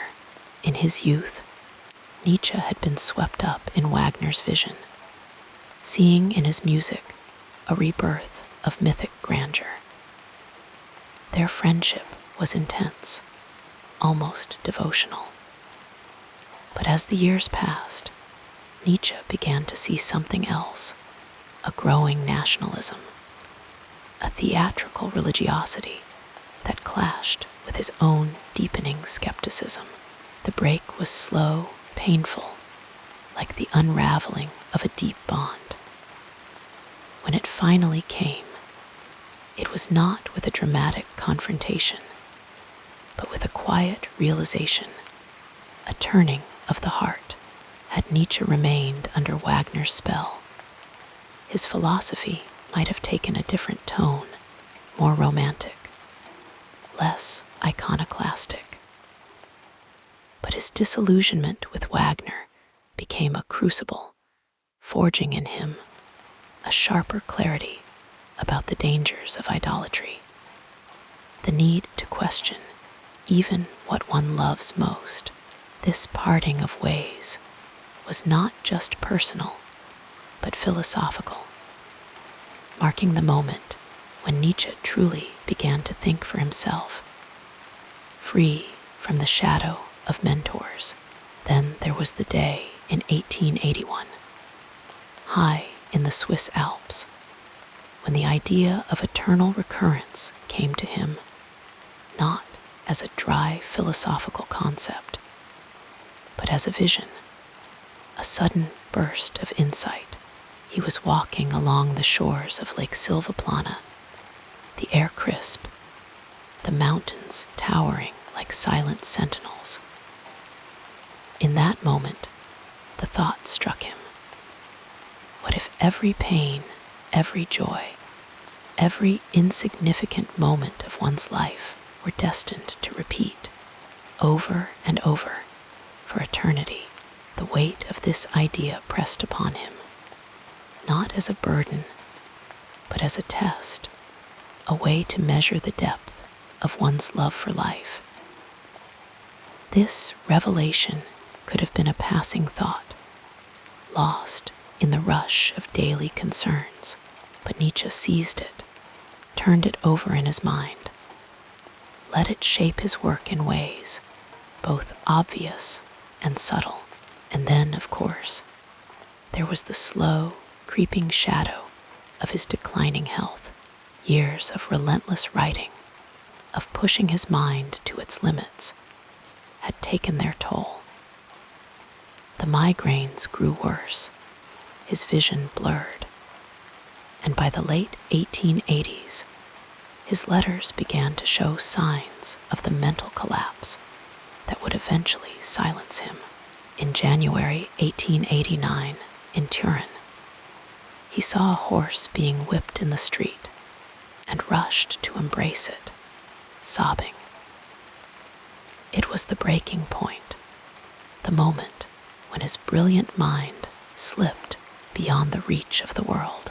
Had his health held, had he been granted just a few more years of clarity, what might he have written?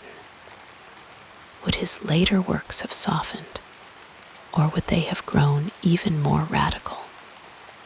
We can only wonder. Instead, his final years were spent in quiet darkness, his care entrusted to his sister, who would later manipulate his legacy to fit her own biases. The Nietzsche who woke each morning in those last years no longer recognized the fire of his own words. Yet even in this tragic ending, there is something strangely fitting. Nietzsche had always been a thinker of extremes, of soaring highs and crushing lows. His philosophy celebrated life in all its beauty and terror, and his own life mirrored that unflinching honesty. He did not hide from suffering, did not turn away from the abyss. And so, when the darkness came for him, it was not as a betrayal, but as the final, inevitable note in a life lived without illusions. The ripples of his choices still reach us today. Had he stayed a professor, remained a disciple of Wagner, ignored the whisper of eternal recurrence, his voice might have been lost in the chorus of his time. But because he chose the harder path, the lonelier one, his words have endured, glowing like embers in the night, offering not answers, but companionship in the endless act of questioning. And so we leave him there, in the quiet of his thoughts, in the stillness of the mountains he loved, in the pages of books that still speak to us, softly, insistently, as if he were here beside us, urging us to think, to feel, to live more deeply. The turning points of his life were not grand gestures, but quiet acts of courage, moments where he listened to the voice within and followed it, no matter the cost. And in that, perhaps, lies the most soothing truth of all, that a life of meaning is not made in the loud, triumphant moments, but in the quiet, unseen choices that shape who we become. The calming story continues as we gently examine what happened next in this remarkable journey. Friedrich Nietzsche's life was woven with relationships that shaped him as profoundly as his own thoughts shaped the world. Some were luminous, like the warm glow of a lantern in the dark, while others were stormy and left scars. Yet each one left its mark on his heart and his philosophy. His connections were never simple, never easy, but they were always deeply human, full of longing, misunderstanding, and sometimes fleeting moments of perfect understanding. At the very beginning, there was his family, the quiet cradle of his earliest years. His father, a Lutheran pastor, died when Nietzsche was just 5, leaving behind a shadow of absence that would linger over the boy's life. His mother, Franziska, raised him with a mixture of devotion and strict piety, a tenderness that sometimes felt like a cage. She loved him fiercely, but she could never fully understand the restless mind of her son, the way his thoughts spiraled beyond the boundaries of faith. His sister, Elizabeth, was both his closest companion and, in later years, his greatest betrayer.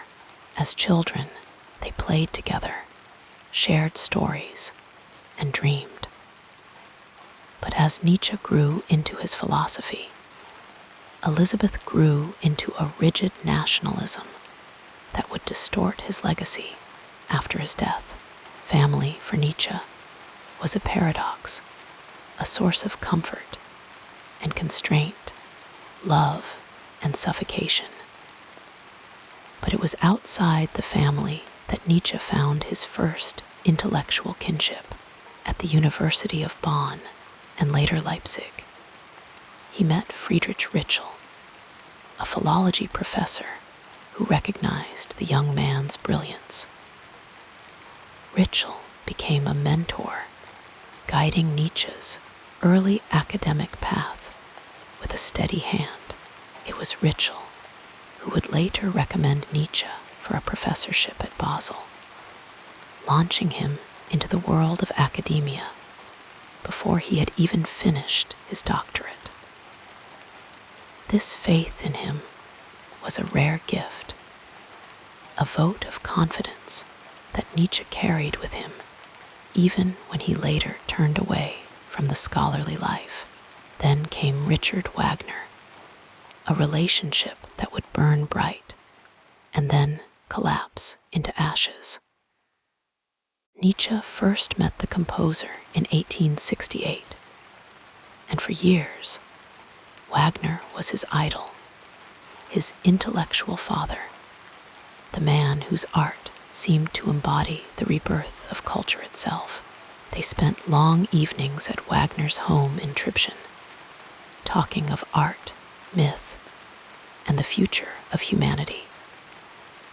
Wagner's wife, Cosima, welcomed Nietzsche into their circle with warmth, and for a time, he felt he had found a second family. But as Wagner's music became entwined with German nationalism and Christian symbolism, Nietzsche's disillusionment grew. The break was slow, painful, like watching a beloved statue crumble. By the time he published Human, All Too Human Asterisk, with its critiques of Wagner's romanticism, the rift was complete. Wagner, once his hero, became a symbol of everything Nietzsche had to overcome, and yet, even in the bitterness of their parting, there was a lingering sorrow for the loss of what had once been a radiant friendship. If Wagner was the father figure he had to reject, Lou Salome was the love he could never hold onto. She entered his life like a sudden burst of light, a young Russian intellectual, fiercely independent, with a mind that matched his own in intensity. Nietzsche fell deeply in love with her, envisioning a partnership of equals, a meeting of souls. He even proposed, through a mutual friend, that the three of them, Nietzsche, Lou, and his close friend, Paul Ray, lived together in an intellectual commune, free from convention. But Lou, though she admired him, did not love him in the way he hoped. The rejection wounded him more than he let on.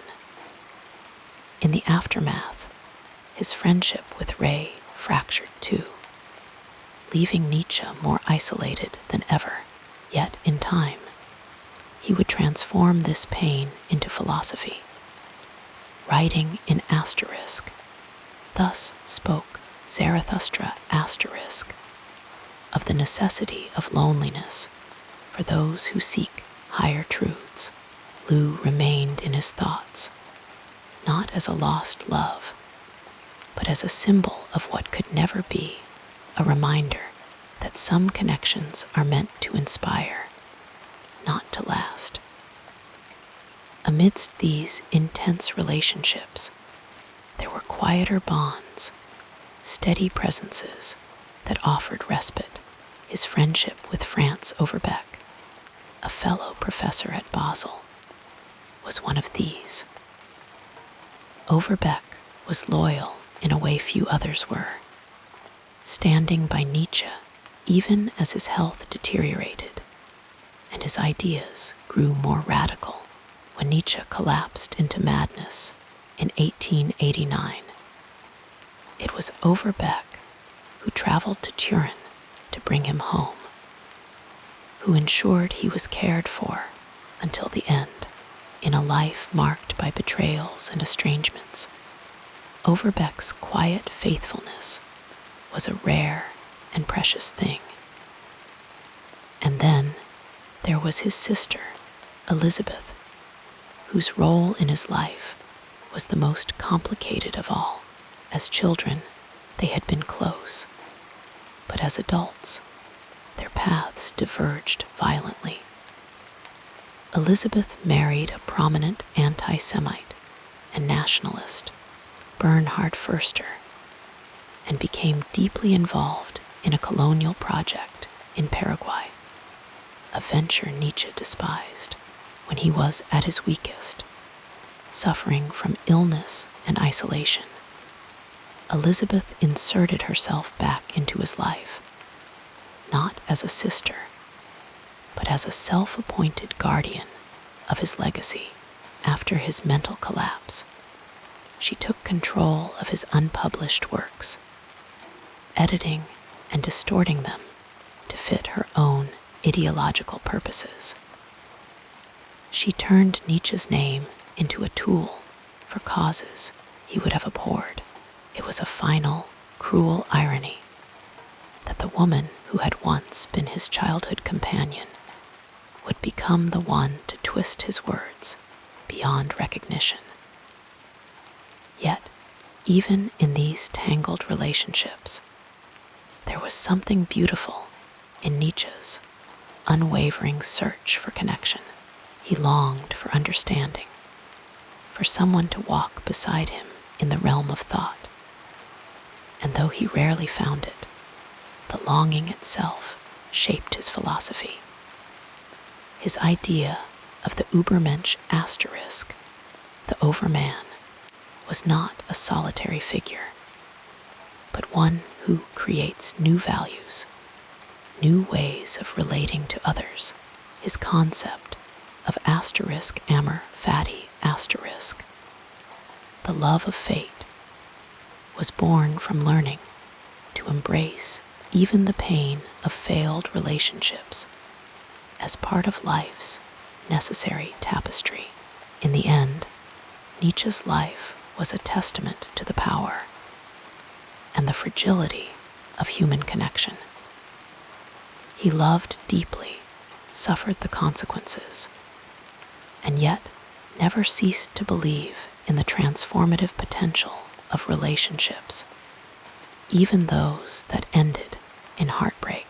His friendships, his loves, his betrayals, they were all threads in the grand tapestry of his thought, woven into the words that still speak to us today.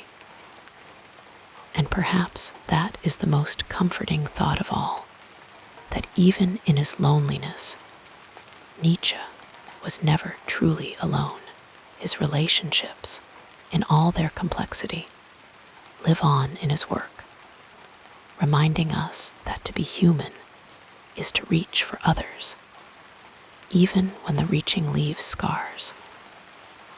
Allow yourself to sink deeper into comfort as we explore the next phase of this soothing biography. Imagine Friedrich Nietzsche in the quiet hours of his day, when the world outside his window slowed to a hush, and the weight of his thoughts became a little lighter. His personal life, away from the storm of his philosophical writings, was filled with small rituals, fleeting joys, and tender moments that often went unnoticed. He was a man who cherished solitude, but not in the way one might expect. It was never a cold or barren solitude, but one rich with music, long walks, and the careful tending of his fragile health. Nietzsche loved music deeply, more than almost anything else. As a child, he had played the piano with a sensitivity that surprised those who heard him. Even as an adult, when his headaches and failing eyesight made sustained work difficult, he would sit at the piano and lose himself in improvisations. Sometimes he played the works of Wagner, whose music had once moved him profoundly before their friendship shattered. Other times, he composed his own melodies, letting his fingers wander across the keys, as if searching for something just beyond reach. Music was his refuge, a language that needed no words, where emotion flowed freely, untangled from the constraints of logic. When he wasn't at the piano, he was often walking slow, deliberate walks that could last for hours, the mountains and forests of Switzerland, where he spent many of his later years, became his companions. He would stroll along the shores of Lake Silvaplana or climb the gentle slopes of the Engadin Valley, his footsteps measured, his breathing steady. Nature was his solace, a place where his mind could uncoil from its relentless spiraling. He once wrote that all truly great thoughts are conceived while walking. And indeed, many of his most luminous ideas came to him under open skies, with the wind brushing against his face and the earth solid beneath his feet. His daily habits were simple, shaped by necessity as much as preference. Mornings were for writing, when his mind was clearest, though even then he had to be cautious. His migraines were merciless, and too much strain could leave him incapacitated for days. He wrote in small notebooks, his handwriting precise, but often cramped, as if trying to contain the torrent of his thoughts. He favored short, potent sentences, each one carrying the weight of a hammer blow. But between these bursts of intense work, he rested. He drank warm milk to soothe his stomach, nibbled on bread and fruit, and sometimes allowed himself the luxury of a nap in the afternoon sun.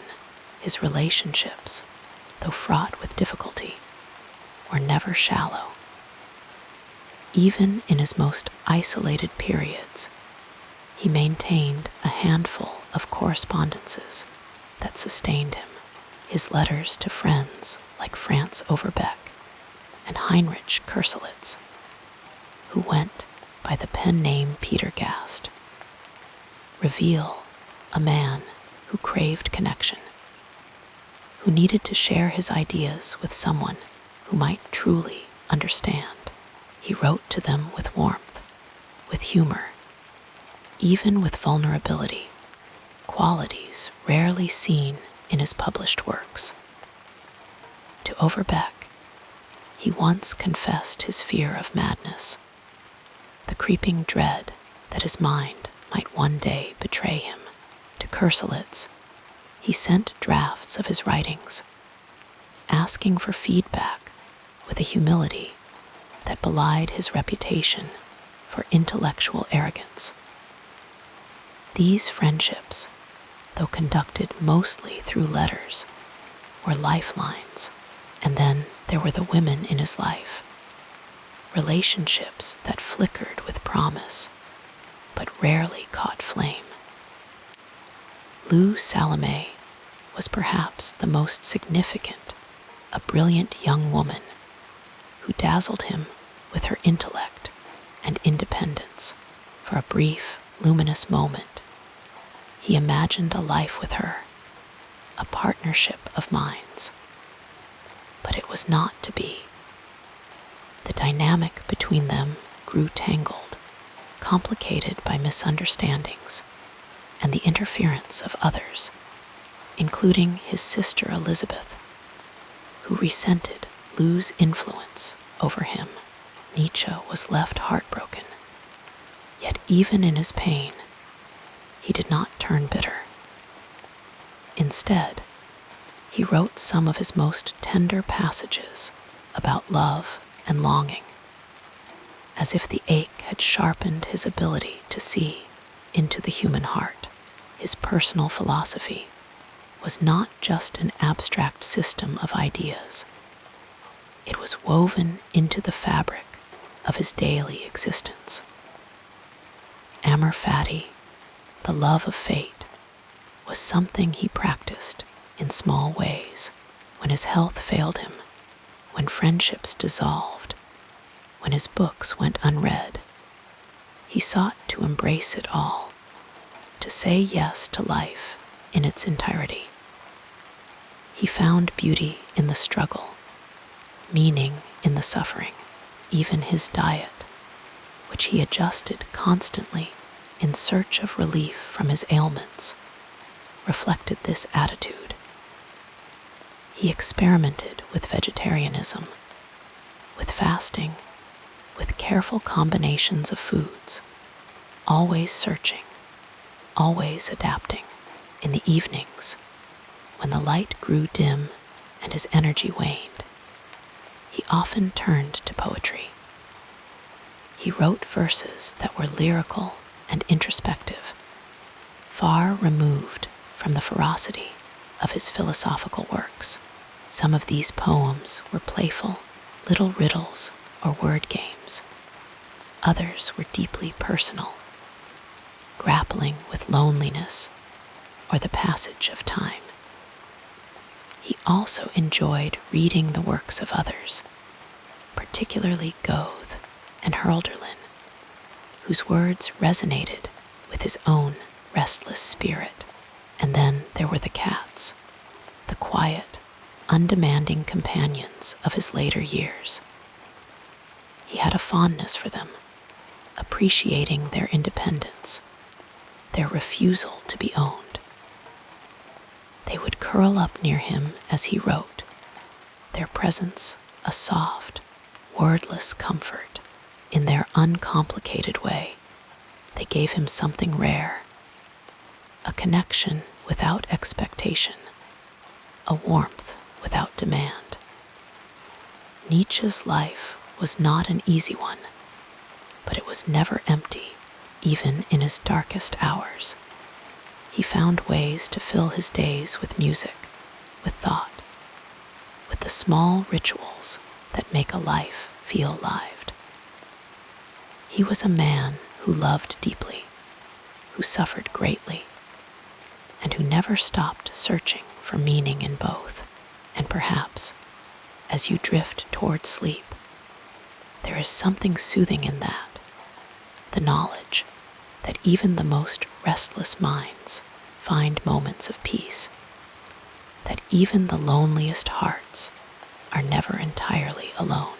So let the image of Nietzsche linger in your mind, the philosopher at his piano, the wanderer on his mountain path, the man who, despite everything, never ceased to love the world. And as you settle deeper into rest, may his quiet moments remind you of your own. The small joys, the fleeting connections, the gentle rhythm of a life unfolding, one soft step at a time, like a gentle river flowing toward the sea. Our story continues with the next meaningful chapter. In the quiet hours of the morning, when the world was still wrapped in the soft haze of dawn, Friedrich Nietzsche would often rise. His days were shaped by rhythm and repetition, a gentle cadence that carried him through the hours with a quiet purpose. In his younger years, as a professor in Basel, his mornings began early, the cool air of his small apartment stirring him from sleep. He would dress carefully, favoring simple, dark clothing, a habit that stayed with him even in later years. Breakfast was a modest affair, usually just bread with butter and a cup of strong tea, sipped slowly as he gazed out the window, watching the first light touch the rooftops. Then came the walk to the university, a ritual he cherished. The cobbled streets of Basel were quiet at that hour, and the rhythm of his footsteps became a kind of meditation. He carried his books and notes in a well-worn leather satchel, the weight of them familiar against his side. His lectures were intense, full of passion, but even in those early days, his body often rebelled against the strain. Headaches and eye pain plagued him, forcing him to retreat into dimly lit rooms where he would rest with a damp cloth over his eyes, waiting for the throbbing to subside. When he could no longer bear the demands of academia, his days took on a different shape. In the solitude of Sils Maria, high in the Swiss Alps, his routines became slower, more deliberate. He would wake late, sometimes lingering in bed to listen to the wind rustling through the pines outside his window. The air was crisp and clean, and he would take deep breaths, filling his lungs with the sharp scent of mountain mornings. Breakfast was still simple oatmeal, perhaps, or a piece of fruit eaten at a small wooden table where the sunlight pooled in golden patches. His workspace was spare but comforting, a sturdy desk, piled with papers and books, stood near the window so he could glance up at the peaks whenever his thoughts needed room to wander. He wrote with a fountain pen, the ink flowing in smooth, deliberate strokes across the page. Sometimes, when the words wouldn't come, he would simply sit and stare at the mountains, letting the silence seep into him. The cats, those quiet companions of his later years, would often curl up nearby, their soft purring a gentle counterpoint to the stillness. Midday was for walking. Nietzsche believed in the power of movement, in the way the body could carry the mind to new places. His walks were long and unhurried, taking him along winding mountain paths where the only sounds were the crunch of gravel underfoot and the occasional call of a distant bird. He carried a notebook with him, jotting down thoughts as they came, but often he walked empty-handed, letting his mind drift as freely as the clouds above. When he returned, his cheeks flushed from the cold. He would sit by the fire with a bowl of soup, savoring the warmth as it spread through his fingers. Afternoons were for reading, for music, for the quiet work of thought. He would settle into his favorite chair, a book propped open in his lap, his fingers occasionally tracing the lines as if to absorb the words through touch. Sometimes, when the mood struck him, he would play the piano, simple, melancholic melodies that filled the small room with a kind of aching beauty. Music was his refuge, a language that needed no translation, and in those moments, he felt less alone. Evenings were slow and unhurried. Supper was light, a piece of cheese, some bread, perhaps a few slices of sausage eaten while gazing out at the darkening sky. As the stars emerged, he would light a lamp, the soft glow casting long shadows across the walls. He might write a letter to a friend, or simply sit in silence, listening to the crackle of the fire.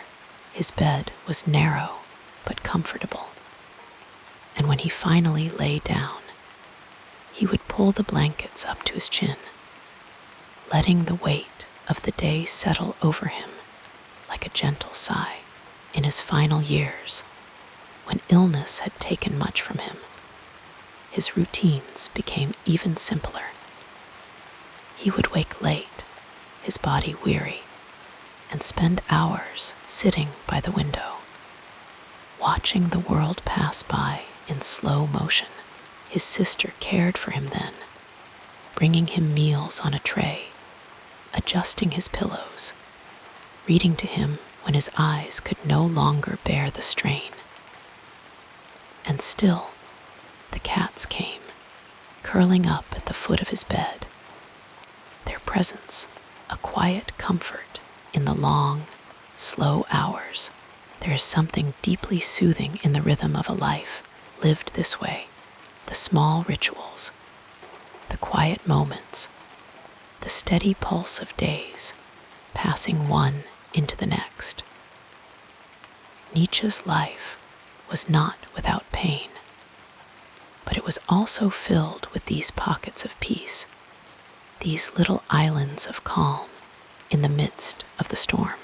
And as you drift toward sleep, perhaps you can imagine him there, sitting at his desk, walking his mountain paths, resting by the fire, each movement slow, each breath deliberate, each moment a gentle reminder that even the most restless souls can find stillness, if only for a little while. So let your own thoughts slow, your breaths deepen, as you picture his quiet days unfolding, one after another, like the turning of pages in a well-loved book. And as sleep begins to pull you under, may you find comfort in the knowledge that even the busiest minds, the most restless hearts, can settle into peace, if only for a night. As your thoughts grow quieter, we'll continue our peaceful exploration of this fascinating life. Friedrich Nietzsche's philosophy was like a slow-burning fire, one that flickered and shifted over time, casting long shadows and warm light in equal measure. His thoughts were never static. They evolved, deepened, and sometimes even contradicted themselves, much like the winding mountain paths he loved to walk. At the heart of it all was a restless search for meaning, a challenge to the comfortable assumptions of his time, and a call to embrace life in all its complexity. In his early years, Nietzsche was deeply influenced by the classical world, particularly the Greeks. He saw in them a vitality, a willingness to confront both beauty and suffering without flinching. This admiration shaped his first major work, The Birth of Tragedy Asterisk, where he introduced the idea of the Apollonian and Dionysian forces, the balance between order and chaos, reason and ecstasy. He wrote of art as a way to transcend suffering, a theme that would stay with him even as his thinking grew darker and more personal. But as time passed, his philosophy took on new layers. He began to question the foundations of morality itself, asking where our values truly came from. In Beyond Good and Evil Asterisk, he argued that what we call good and evil were not eternal truths, but human inventions, often shaped by power and fear. It was a gentle reminder that even our noblest ideals could be twisted if we were not careful. One of his most enduring ideas was that of the Übermensch Asterisk, the Overman or Superman, a being who would rise above the herd mentality of society and create their own values. This was not a call for domination, as some later misinterpreted it, but an invitation to self-mastery. "Become who you are," he wrote, a phrase as simple as it was profound. It was about embracing one's unique path, free from the weight of tradition or the expectations of others. Nietzsche's own life mirrored this philosophy in many ways. He was a man who walked alone, both literally and figuratively. His long, solitary hikes in the Swiss Alps were not just exercise, but meditation, a way to clear his mind and listen to his thoughts. He once wrote, "All truly great thoughts are conceived while walking." And it was in these quiet moments, surrounded by the vastness of nature, that many of his most piercing insights took shape. Yet his philosophy was not without its shadows.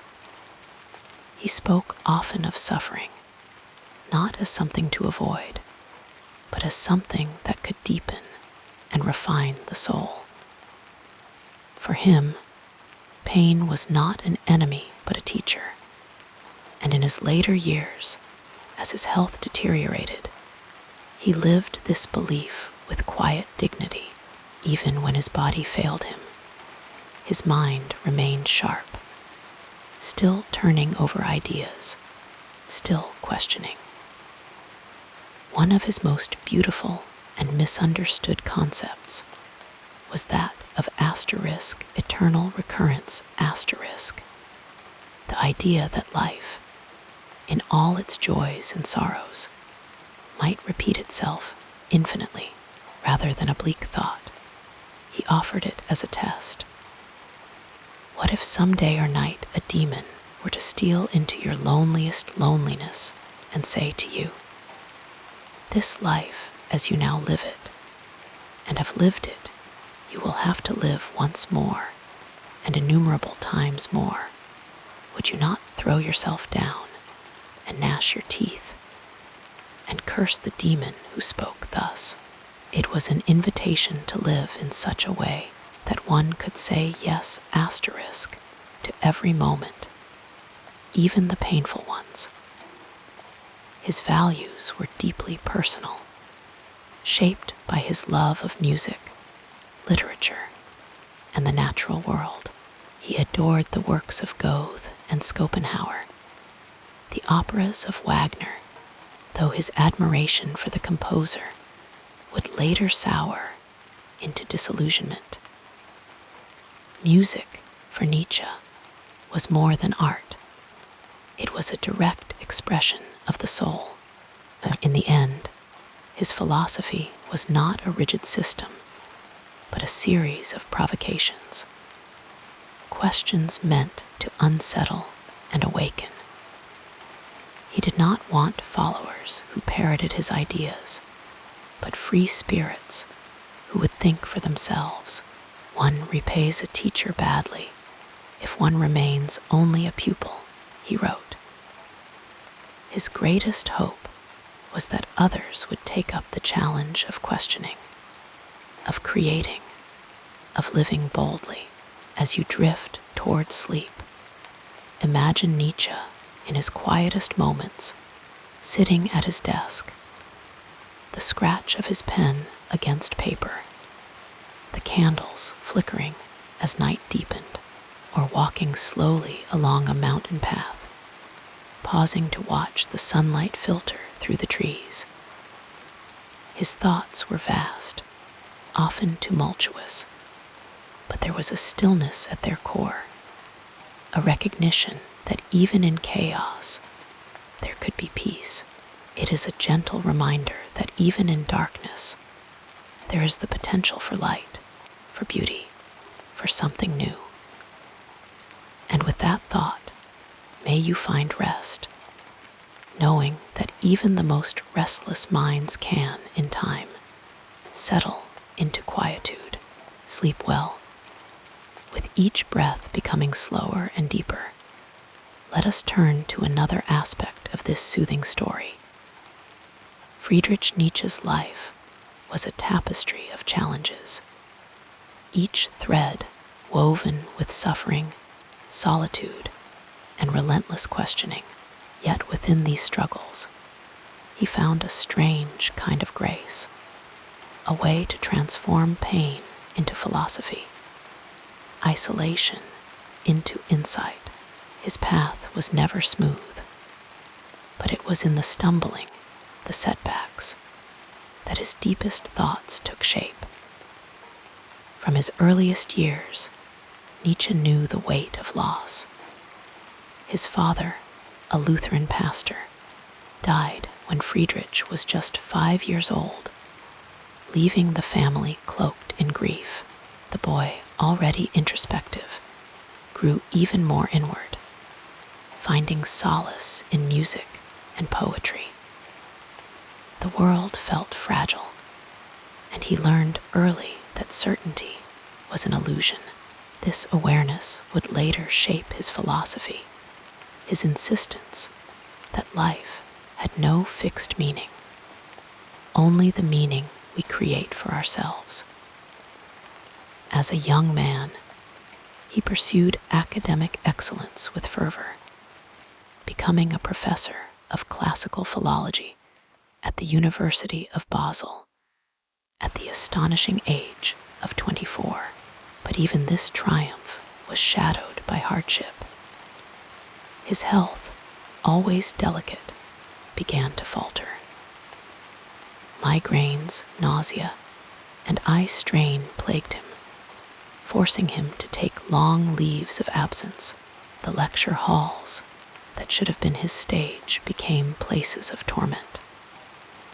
The words he longed to speak were often stifled by pain. In time, he made the difficult decision to step away from academia entirely. It was a surrender, but also a liberation. Free from the constraints of the university, he wandered through the crisp air of the Swiss Alps, the quiet shores of Lake Silvaplana, the shaded paths of Italy. Movement became his medicine. He wrote in bursts, between bouts of illness, his ideas flowing like a river that refused to be dammed. Yet, even as he crafted his most enduring works, thus spoke Zarathustra,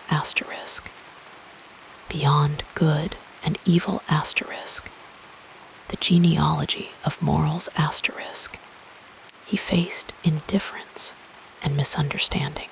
His books sold poorly. His ideas were dismissed or distorted.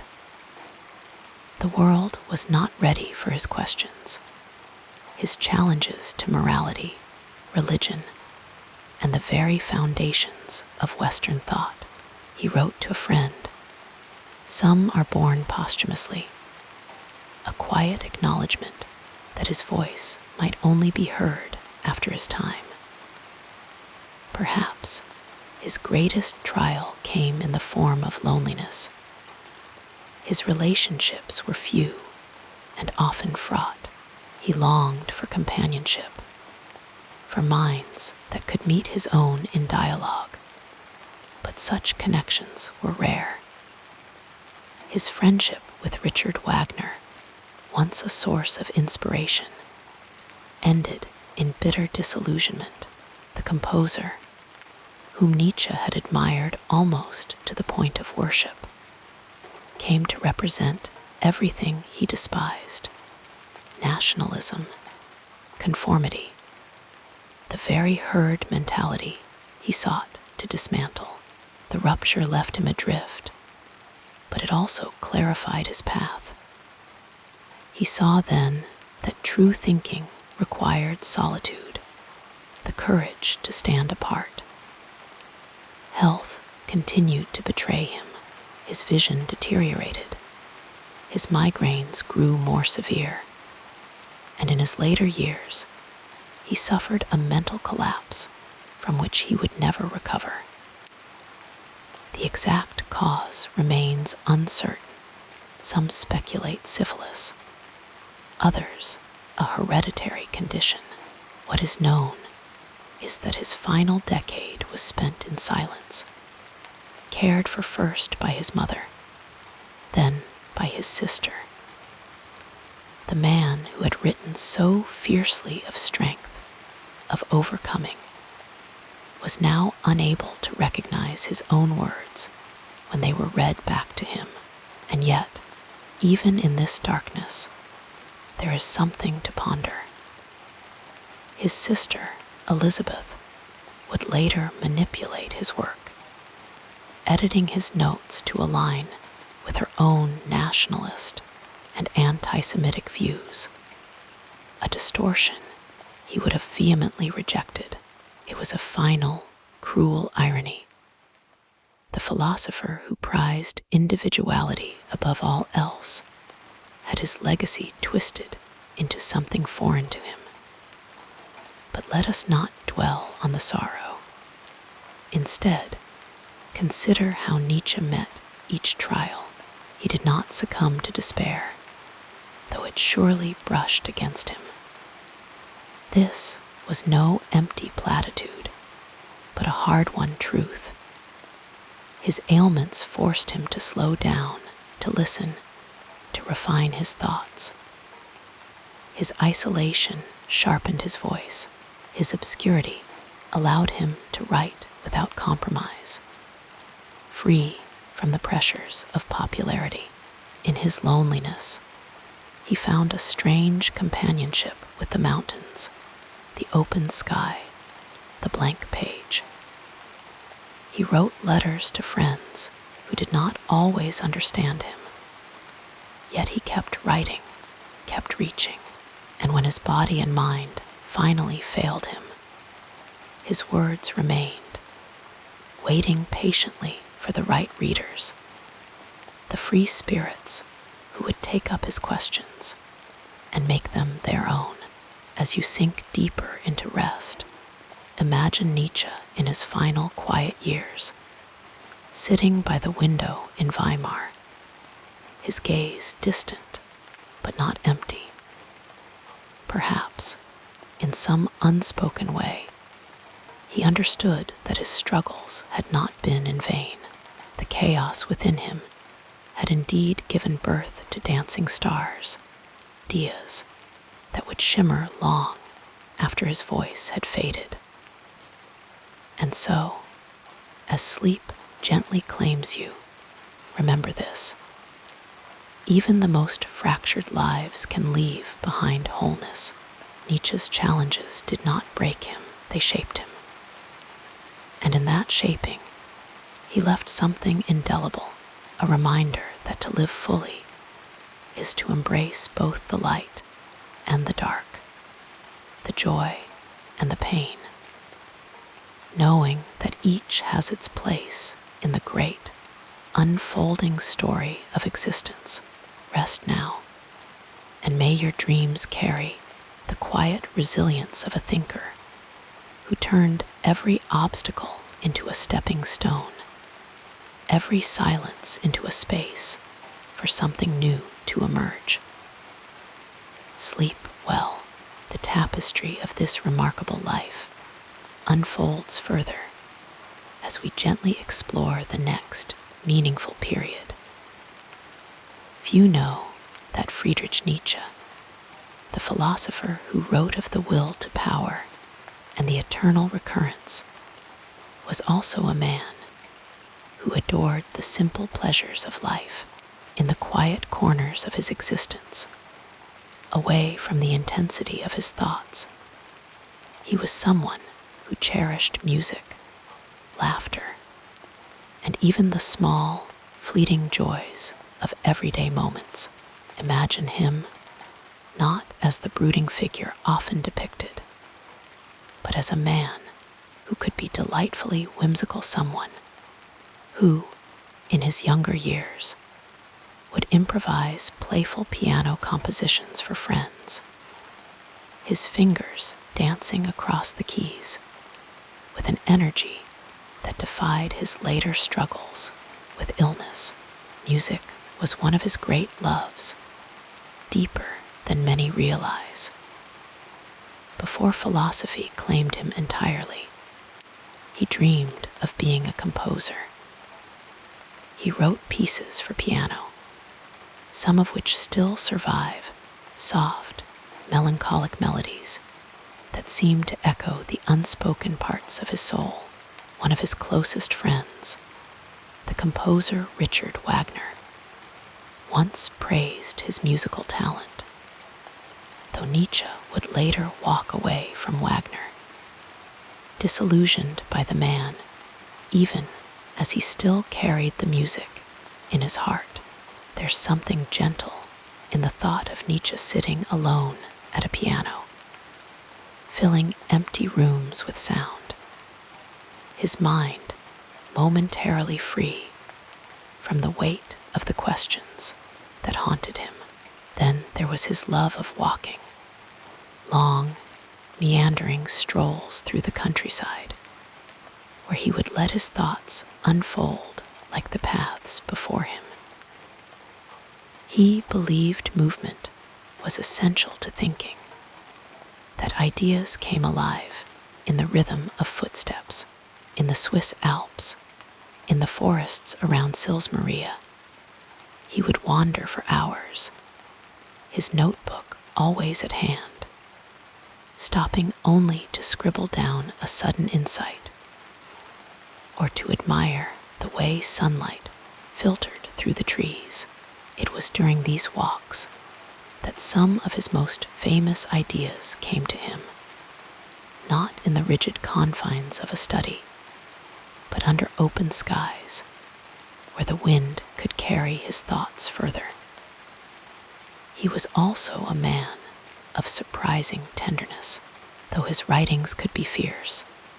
His letters reveal a softer side, warm, affectionate, even humorous.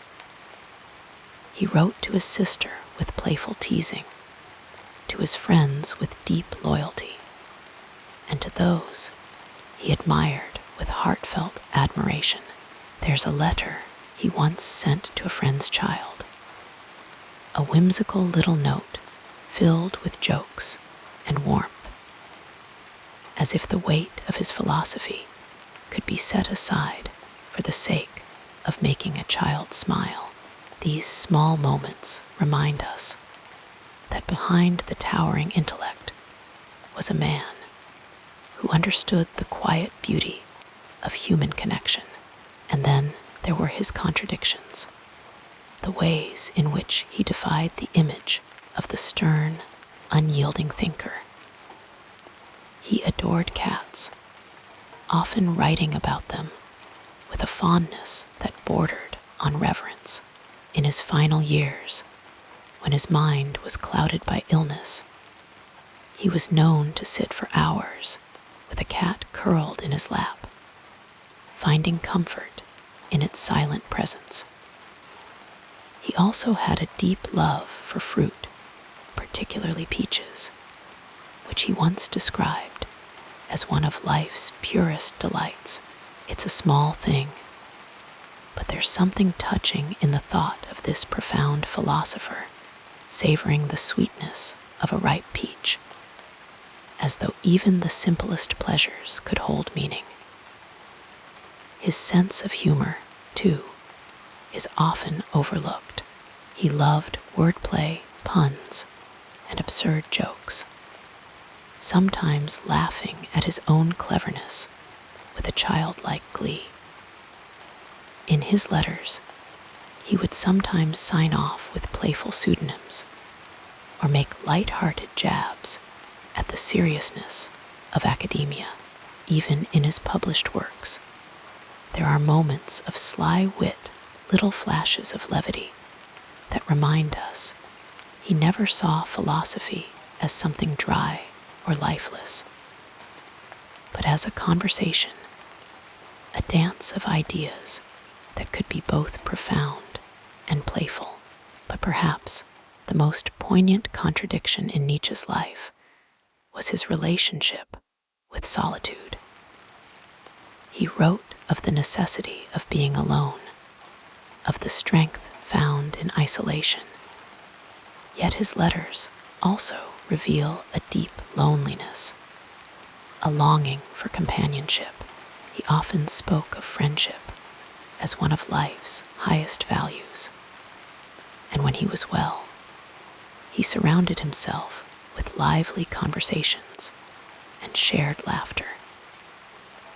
It's as if he understood that even the strongest minds need the warmth of others, even if only for a little while.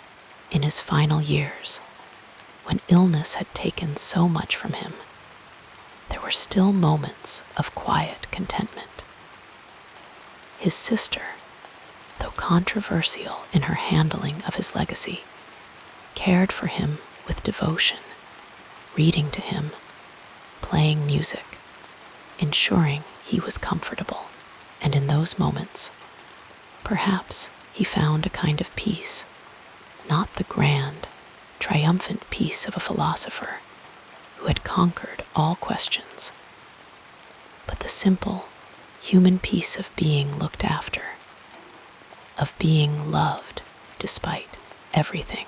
So as you drift towards sleep, think of Nietzsche not only as the thinker who challenged the world, but as the man who laughed at silly jokes, who played the piano with abandon, who walked for miles just to feel the earth beneath his feet.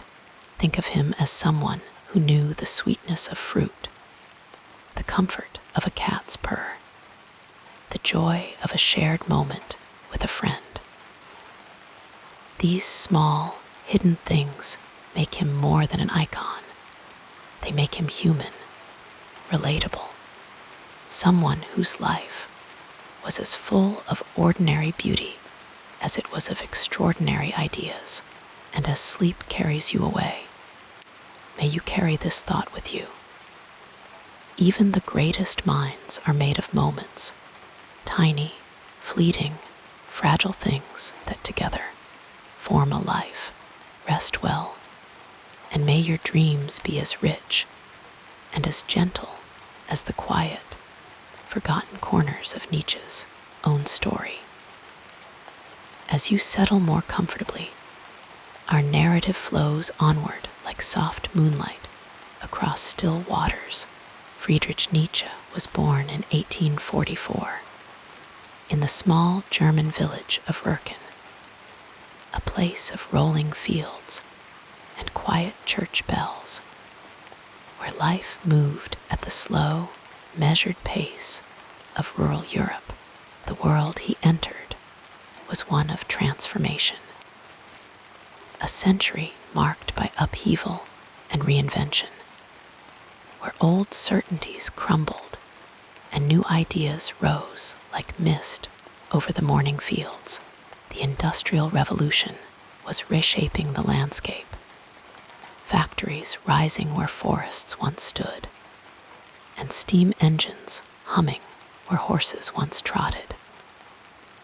Yet, in Nietzsche's earliest years, these changes were still distant murmurs, and the rhythms of his childhood were those of an older, more pastoral Germany, one of poetry, music, and deep religious tradition.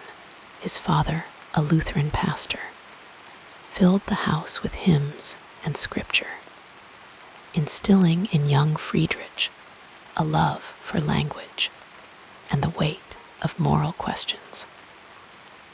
But the world outside his home was shifting in ways that would later shape his philosophy. The revolutions of 1848, which swept across Europe like a sudden storm, brought demands for democracy, workers' rights, and national unity. Though Nietzsche was too young to remember these events directly, their echoes lingered in the air, the tension between tradition and progress, between faith and reason, between the individual and the masses. These would become the very themes he wrestled with in his later writings. By the time Nietzsche was a student, the intellectual currents of the 19th century were were swirling with new energy. Charles Darwin had published on the origin of species asterisk, appending humanity's understanding of its place in nature. The old religious narratives, which had once provided clear answers, now seemed fragile, and in their place arose a hunger for new ways of making meaning. Nietzsche, with his keen mind and restless spirit, absorbed these ideas like a parched root drawing water from the soil. He studied philology, the history of language, and immersed himself in the works of ancient Greek thinkers, finding in them a vitality that modern Europe seemed to lack. The Germany of his youth was a patchwork of kingdoms and principalities, not yet the unified nation it would become in 1871. The rise of Prussia under the iron will of Otto von Bismarck brought with it a new sense of German identity, one built on strength, discipline, and military might. Nietzsche, who would later reject nationalism and the blind worship of the state, watched these developments with a critical eye. He saw how easily the individual could be swallowed by the collective, how the rush toward power could crush the subtler virtues of art and thought. His time as a professor in Basel, Switzerland, allowed him to step outside the German cultural sphere, to observe his homeland from a distance, and what he saw filled him with both fascination and unease. Europe in the mid-19th century was also a place of artistic ferment. The Romantic movement, with its celebration of emotion and nature, had begun to give way to realism, and later to the first stirrings of modernism. Composers like Richard Wagner, whom Nietzsche first admired and then fiercely criticized, sought to create a new kind of art, one that could awaken the soul and shake off the dust of convention. Nietzsche, who loved music deeply and played the piano with passionate intensity, was drawn into these debates. He believed art should not merely comfort or decorate life, but challenge it, even shatter it, forcing humanity to confront its own limitations and possibilities. Yet for all the grand ideas swirling around him, Nietzsche's life was also shaped by quieter, more personal forces. His health was fragile migraines, and eye troubles plagued him, forcing him to resign from his university post and wander Europe in search of relief. He spent summers in the crisp alpine air, winters by the Mediterranean, always writing, always thinking. The landscapes he passed through, the forests of Switzerland, the olive groves of Italy seeped into his words, lending them a vivid, almost tactile quality. He wrote not just with his mind, but with his body, with the ache of his bones, and the sting of the wind on his face. The late 19th century was a time of growing skepticism toward the old moral order, and Nietzsche became one of its most radical critics. Christianity, with its emphasis on humility and otherworldly rewards, struck him as a denial of life's true vitality. He saw morality not as eternal truth, but as a human creation, shaped by history and power. His famous declaration that God is dead was not a celebration, but a warning a recognition that the collapse of religious certainty left a void that must be filled, lest humanity drift into nihilism. His answer was the Übermensch, the overman, not a blonde brute or tyrant, as some later misinterpreted, but a person who could create their own values, who could embrace life's chaos and still dance. By the time Nietzsche's mind began to fade in the 1890s, the world was on the cusp of even greater changes. The rise of psychology, with Sigmund Freud probing the depths of the unconscious, echoed Nietzsche's own explorations of the human psyche.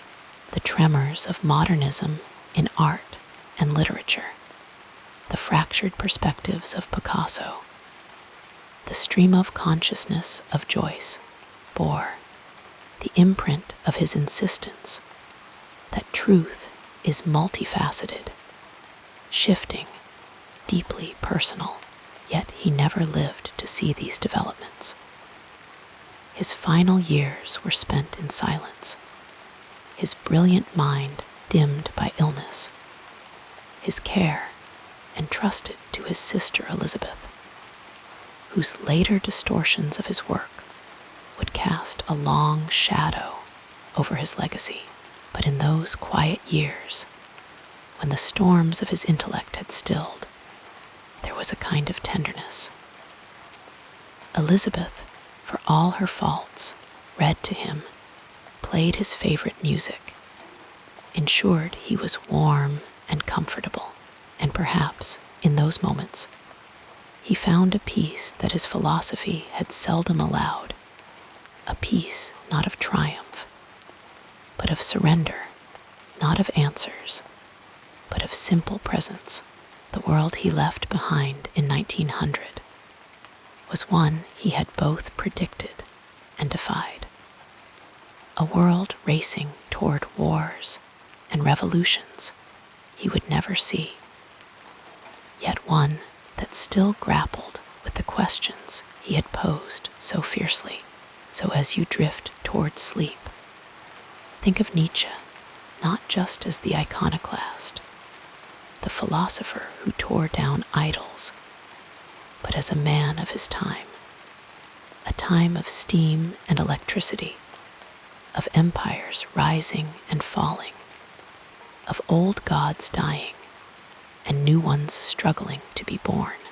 Think of him walking the cobbled streets of Turin, feeding bread to the horses, or sitting alone in a small room, scribbling by candlelight. His words were forged in the fires of his age, yet they speak across the centuries, not because they offer easy answers, but because they remind us that to be human is to question, to struggle, to create.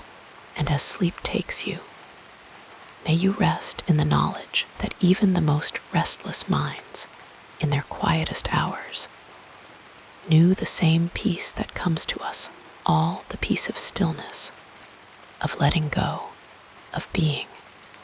For a moment, simply here, let the rhythm of these words carry you further into relaxation as we continue our peaceful journey. Friedrich Nietzsche's voice, though silenced by illness in his final years, never truly faded from the world.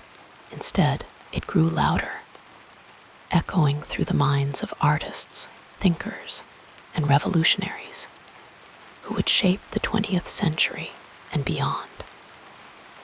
His ideas were like seeds scattered by a storm, taking root in unexpected places, growing into towering trees whose branches would shade entire movements in philosophy, psychology, literature, and even politics. The world he left behind was one that would wrestle with his words, sometimes embracing them, sometimes twisting them, but never quite escaping their pull. In the early years after his death, Nietzsche's reputation was uneven, colored by the interpretations of others. His sister Elizabeth, who controlled his unpublished works, presented him in ways that aligned with her own nationalist and anti-Semitic views, a distortion that would later be corrected, but left a stain on his legacy. Yet even as some misunderstood him, others found in his writings a profound liberation. His declaration that God is dead was not a celebration of nihilism, as many assumed, but a challenge. If old certainties had crumbled, what new values would humanity create? This question resonated deeply in a world that was rapidly industrializing, where science and technology were rewriting the rules of life. One of the first fields to feel Nietzsche's influence was psychology. Sigmund Freud, though he rarely cited Nietzsche directly, seemed to walk paths the philosopher had already mapped. Nietzsche's explorations of the unconscious, of repressed desires, of the ways people deceive themselves to avoid painful truths. All these ideas found new expression in Freud's theories. Carl Jung, too, would later draw from Nietzsche's concept of the Dionysian, the chaotic, creative force within the human spirit. Even today, therapists and thinkers return to Nietzsche's insights about suffering, resilience, and the need to confront rather than avoid life's difficulties. His voice whispers in the background of modern self-help and psychoanalysis, reminding us that growth often comes through struggle. Art and literature, too, were forever changed by his ideas. The modernist movement, with its fractured narratives and rejection of absolute truths, owed much to Nietzsche's insistence that reality is not fixed, but shaped by perspective. Writers like James Joyce and Virginia Woolf experimented with stream of consciousness techniques, mirroring Nietzsche's belief that thought is fluid, contradictory, ever-shifting. Painters like Picasso shattered forms into abstract pieces, as if answering Nietzsche's call to break old idols and see the world anew. Even music was touched by his spirit. Composers like Richard Strauss and Gustav Mahler sought to express the sublime and the tragic in ways that echoed Nietzsche's love of Dionysian ecstasy. His words had become a kind of creative ferment, urging artists to push beyond the familiar into uncharted territory. Philosophy, of course, was the field most deeply transformed by his work. Existentialists like Jean-Paul Sartre and Albert Camus would later claim Nietzsche as a forefather, though they each took his ideas in different directions. Sartre embraced the idea of radical freedom, the notion that we must create our own meaning in a world without inherent purpose. Camus, meanwhile, found in Nietzsche a way to confront absurdity without despair, to love life even in the face of its meaninglessness. Later thinkers like Mitchell Foucault and Gilles Deleuze would mine Nietzsche's concepts of power and becoming, using them to critique structures of control and imagine new ways of being. His influence was so vast that it became almost invisible, woven into the very fabric of modern thought. But Nietzsche's impact was not confined to intellectuals and artists. Slowly, his ideas seeped into everyday life, shaping how ordinary people understood themselves and the world. His celebration of individuality, his call to become who you are, resonated with those who felt stifled by societal expectations. His insistence that suffering could be transformative gave comfort to those facing hardship. Even his more difficult ideas about the will to power, about the dangers of herd mentality, found echoes in debates about leadership, creativity, and personal growth. Over time, he became a kind of cultural touchstone, quoted by rebels and seekers, invoked in music, films, and even advertising. Though not always with full understanding, the reception of Nietzsche's work was never simple, never unanimous. Some saw him as a dangerous radical, others as a liberator. The Nazis, tragically, misappropriated his concept of the Übermensch, twisting it into a justification for their horrors, a distortion Nietzsche himself would have despised. Yet in the decades after World War II, scholars worked to reclaim his true legacy, separating his philosophy from the abuses of history. Today, he is recognized as one of the most original thinkers of the modern age, a man who saw the coming crises of meaning and dared to imagine new ways forward. His cultural footprint is vast, impossible to measure. Walk into any bookstore and you will find his books still in print, still debated, still inspiring. Listen to a song about self-discovery, and you might hear an echo of his call to personal greatness. Watch a film about rebellion against conformity, and you might catch a glimpse of his disdain for mediocrity. His words have become part of the air we breathe, shaping how we think about creativity, suffering, love, and power. And yet, for all his influence, Nietzsche remains elusive. He was a thinker who refused easy answers, who embraced contradiction, who wrote not to comfort, but to provoke. His legacy is not a set of doctrines to be followed, but a challenge to keep questioning, to keep creating, to face life with courage and curiosity. The world he helped shape is still unfolding, still wrestling with the questions he raised over a century ago. As you drift toward sleep, imagine Nietzsche's ideas as ripples in a vast ocean, spreading outward, touching distant shores, mingling with other currents of thought.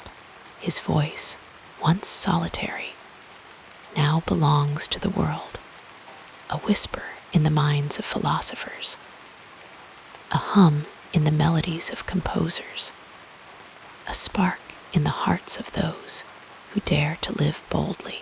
And just as the ocean never truly forgets a single drop, the world has not forgotten him. His presence lingers, quiet but persistent, inviting us to think deeper, to feel more fully, to embrace the beautiful, tragic, exhilarating mess of being alive. And so, as your thoughts grow slower, as your breathing deepens, know that even the most restless minds eventually find rest. Nietzsche, too, in his final years, knew stillness. His words, once so fiery, now rest on the page, waiting for new readers to awaken them. And in that quiet space between wakefulness and sleep, perhaps you can sense the gentle weight of his legacy, not as a burden, but as an invitation to dream, to question, to create. Sleep now, and let the echoes of his thoughts fade into the background, like distant waves on a shore. The questions will still be there in the morning. For now, there is only this moment, this peace, this soft surrender to the night. With the gentleness of falling snow, we transition now to another meaningful chapter in this life story. There was a time, long before Nietzsche became the philosopher, whose name echoed through lecture halls and late-night debates, when he was simply a quiet boy with a love for music and poetry. His childhood in the small German town of Rurken was filled with the kind of simple moments that shape a person in ways they rarely realize. He would sit by the window during thunderstorms, watching the rain lash against the glass, feeling the rumble of thunder deep in his chest. Even then, there was something in him that sought the sublime, the overwhelming force of nature that could make a person feel both small and strangely alive. One of the most tender stories from his youth involves his younger sister, Elizabeth. They were close then, before the complicated strains of adulthood and ideology drove them apart.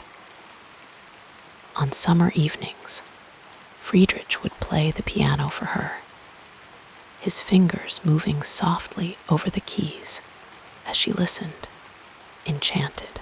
He loved composing little melodies, fragments of music that carried his emotions when words failed him. Years later, when his mind had darkened and his health had deteriorated, Elizabeth would recall those evenings with a bittersweet fondness, how her brother, who would one day write of the death of God and the will to power, had once been just a boy who found solace in the simple act of creating beauty. As a young man studying at the University of Bonn, Nietzsche was far from the brooding figure he would later become. He was known among his peers for his sharp wit and his love of good wine. There's a story, perhaps embellished over time, of a night when he and his friends, deep in conversation and deeper in their cups, decided to stage an impromptu performance of Shakespeare in the town square. Nietzsche, ever the dramatic soul, took on the role of Hamlet, delivering the prince's soliloquies with such intensity that passers-by stopped to listen. It's a charming image, the future philosopher, young and unburdened by the weight of his own ideas, losing himself in the words of another great mind. His time as a professor in Basel brought quieter, more introspective moments.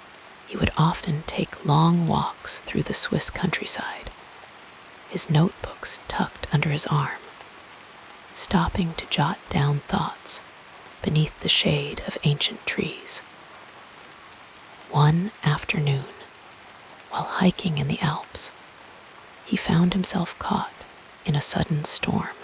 Instead of seeking shelter, he stood on a rocky outcrop, letting the wind and rain batter him, as if daring nature to test his resolve.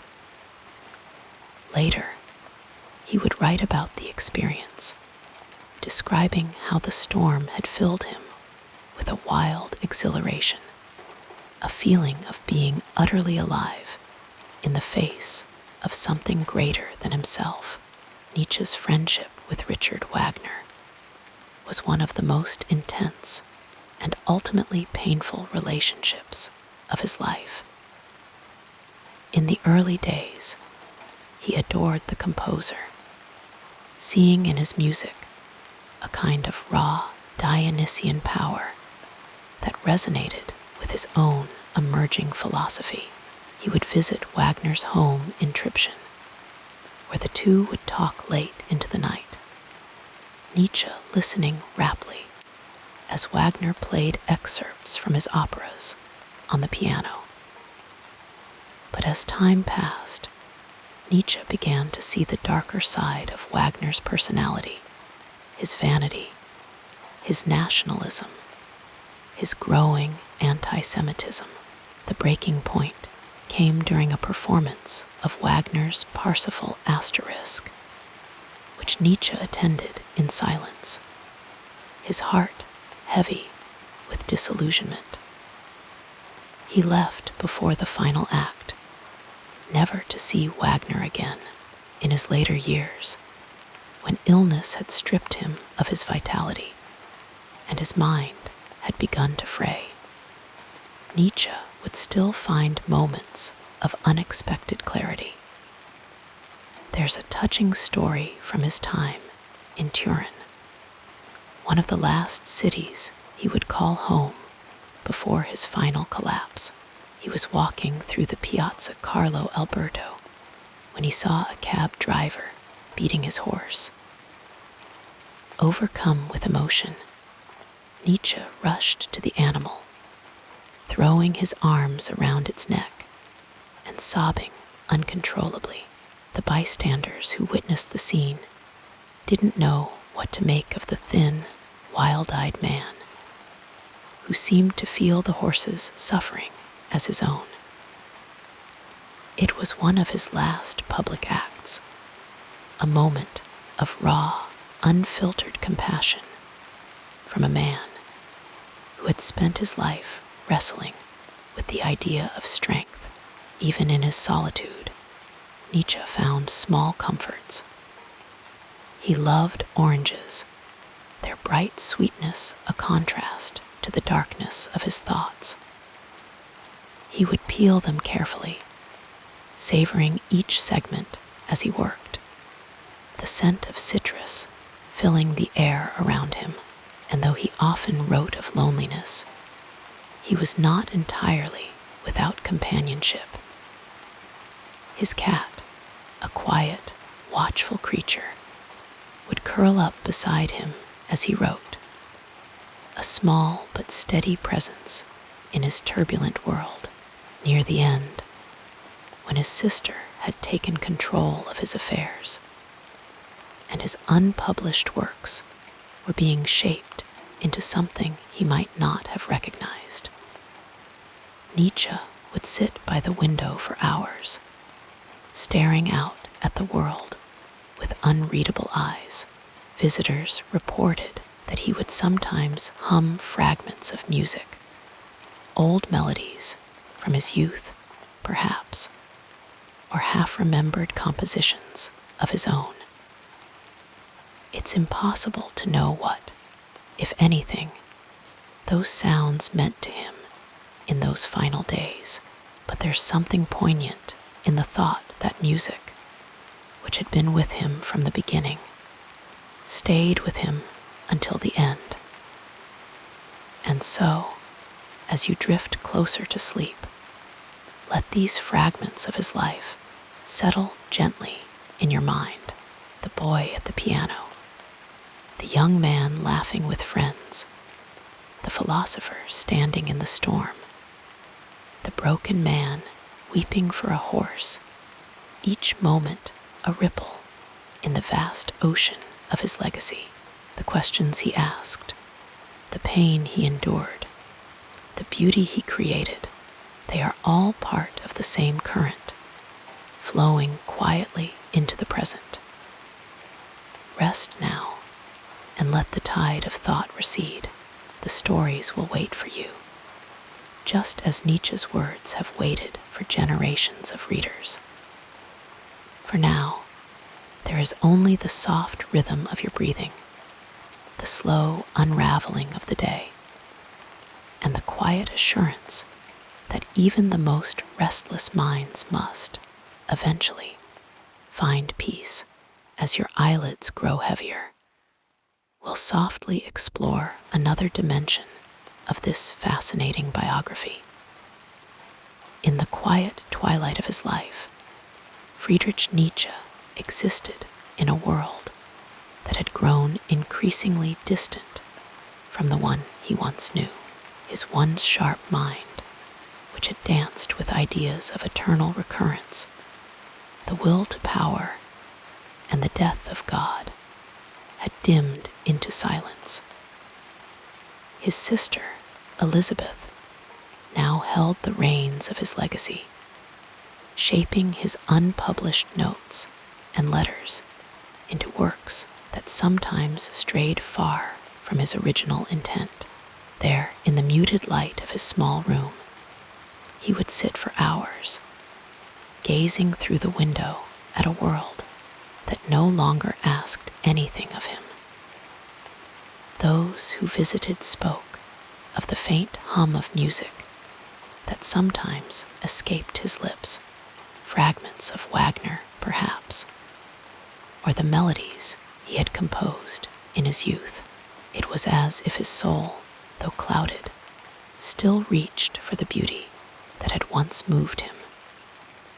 His final years were spent in the care of his mother in Naumburg, and later, after her death, under the watch of Elizabeth, the man who had once written with such fiery brilliance now spoke little, his thoughts locked away where no one could reach them. Some say he recognized old friends in fleeting moments. Others insist he was lost entirely. Yet even in this silence, his influence was quietly spreading.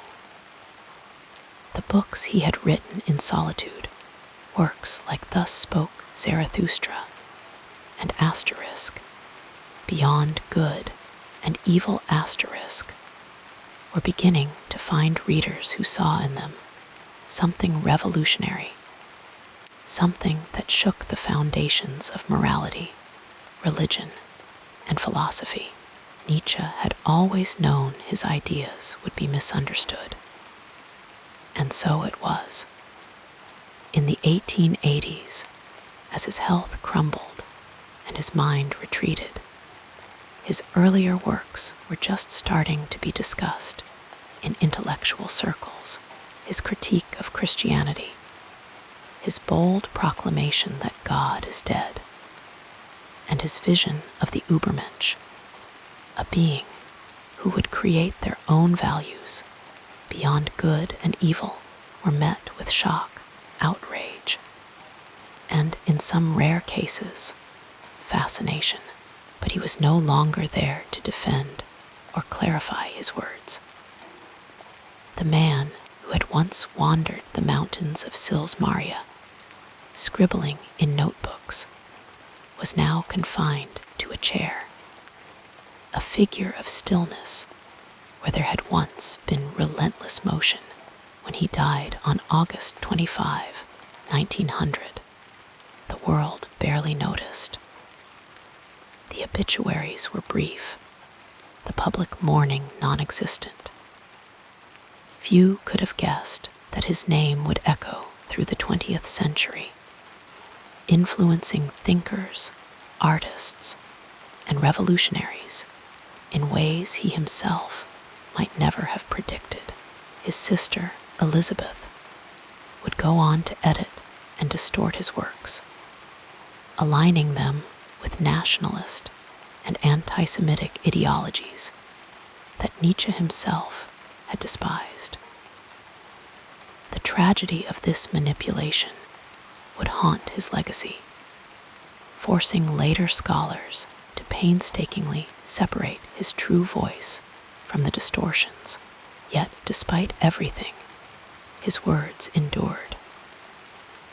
Philosophers like Martin Heidegger and Jean-Paul Sartre would grapple with his ideas. Psychologists like Carl Jung would explore his insights into the human psyche, and writers like Hermann Hesse and Thomas Mann would weave his themes into their novels. Even those who rejected his conclusions could not ignore the questions he had raised. What is truth, if not a mobile army of metaphors? What does it mean to live authentically in a world without fixed meaning? How do we find strength in suffering? His final works, written in the years just before his collapse, were some of his most intense and personal. Ex Homo Asterisk, his strange and brilliant autobiography, was a defiant, almost playful reflection on his life and works. In it, he declared himself dynamite, a force destined to shatter old idols. Yet, there was also a tenderness beneath the bravado, a vulnerability that flickered through the pages. He wrote of his loves, his illnesses, his solitude, and his unshakable belief in his own destiny. It was as if he knew his time was running short, and he was determined to leave behind not just philosophy, but a portrait of the man behind it, and then silence. The mind that had produced the birth of Tragedy Asterisk, the Gay Science Asterisk, and Twilight of the Idols Asterisk was gone, leaving behind only the words on the page. But words, as Nietzsche knew, have a life of their own. They travel farther than their authors ever could, taking root in minds across generations. His ideas, once so radical, would become part of the intellectual landscape, debated in universities, quoted in art, whispered in moments of personal crisis. Now, as sleep draws nearer, think of how strange and beautiful it is that a man who spent so much of his life in pain and isolation could reach across time to touch so many. His struggles, his brilliance, his flaws, they all live on in the questions we still ask, the books we still read, the quiet moments when we wonder what it means to be human. The boy who played the piano, the young professor who adored Wagner, the wanderer who found inspiration in the mountains. They are all still here, in the words he left behind. And so, as the night deepens and thoughts soften, let his story settle like snow, layer upon layer, each flake a fragment of a life that was at once tragic and triumphant. There is no need to grasp at meaning now. The questions will wait. The words will remain.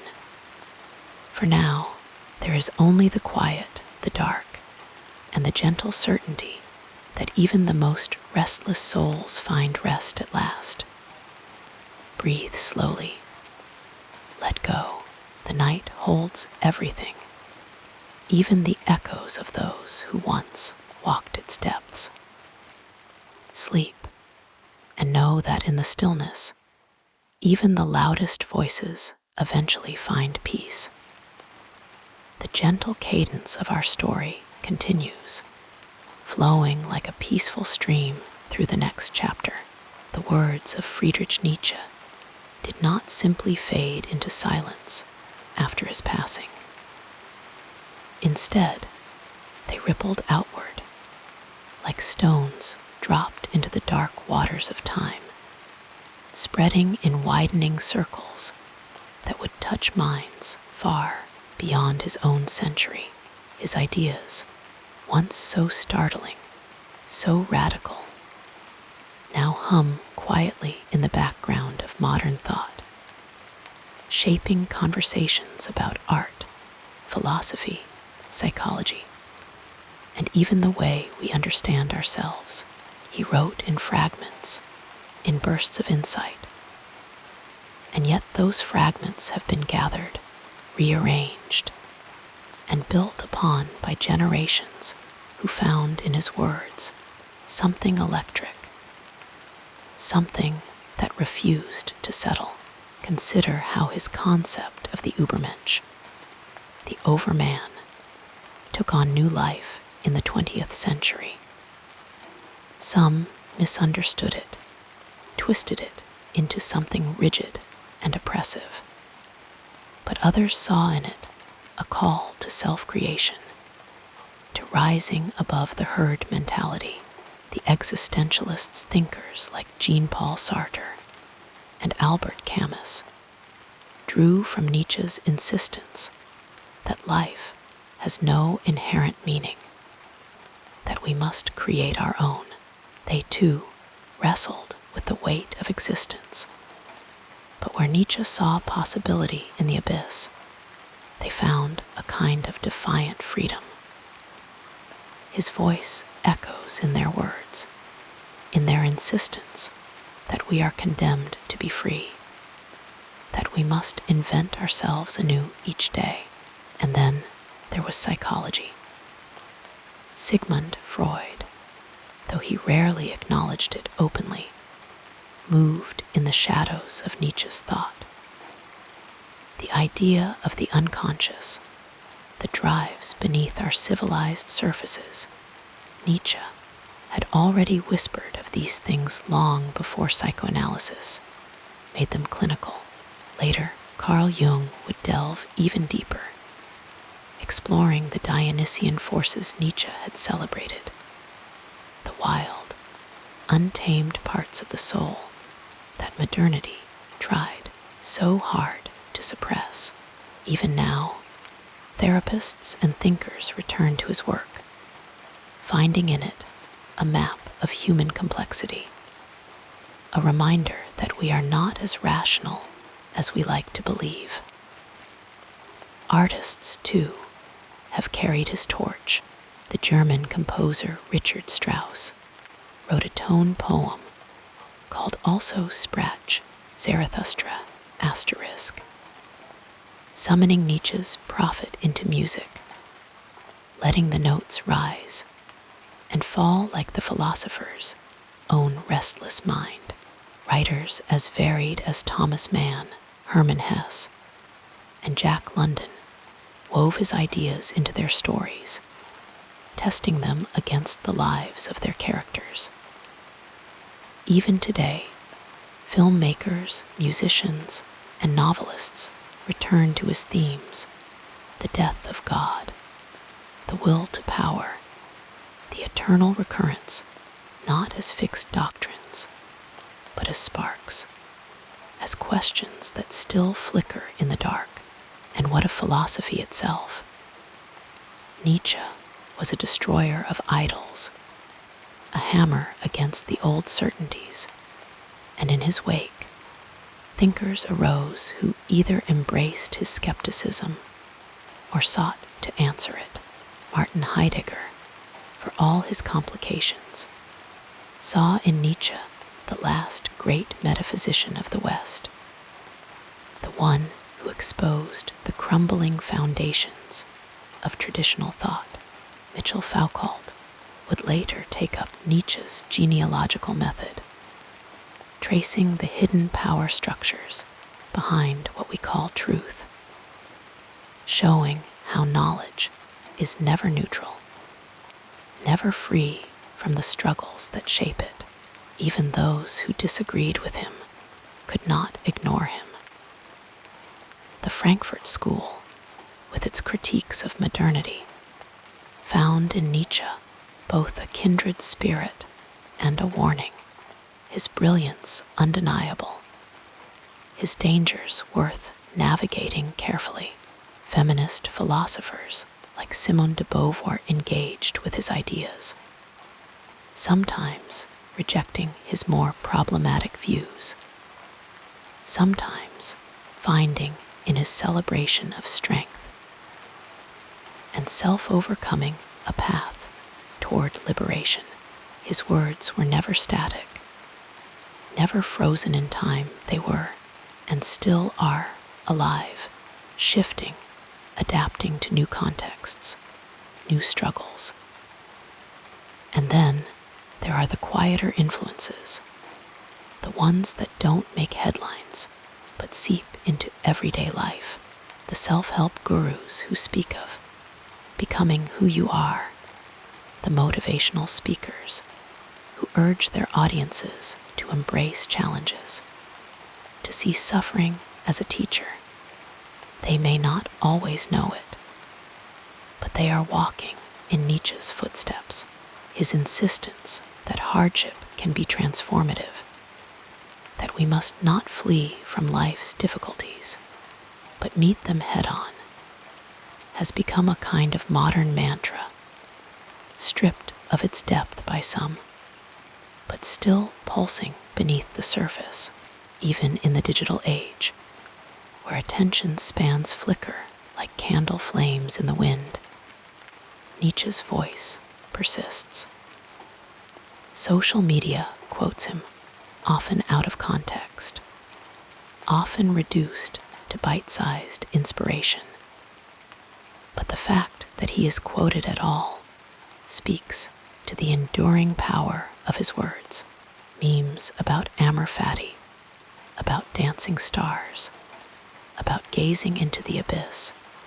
They may simplify, but they also keep the conversation alive, ensuring that new generations stumble upon his ideas, if only for a moment, before moving on. And so, as sleep tugs at the edges of consciousness, as the weight of the day begins to lift, it is worth remembering how strange and beautiful it is that a man who lived in such solitude, who knew such pain, could cast such a long shadow. His legacy is not a monument, not something fixed and unmoving, but a river always flowing, always finding new paths. Some drink from it deeply, others only dip their hands in, but the water changes all who touch it. The night is long, and the mind grows heavy. There is no need to trace every ripple, every twist in the current. Nietzsche himself knew that ideas outlive their creators, that they take on lives of their own. And so, as the darkness wraps around you, as thoughts soften and slow, let his influence be like distant music, faint but unmistakable, playing somewhere just beyond hearing. The questions he raised, the challenges he issued, they will still be there in the morning. For now, there is only this quiet, this stillness, this gentle surrender to the night. Breathe, drift.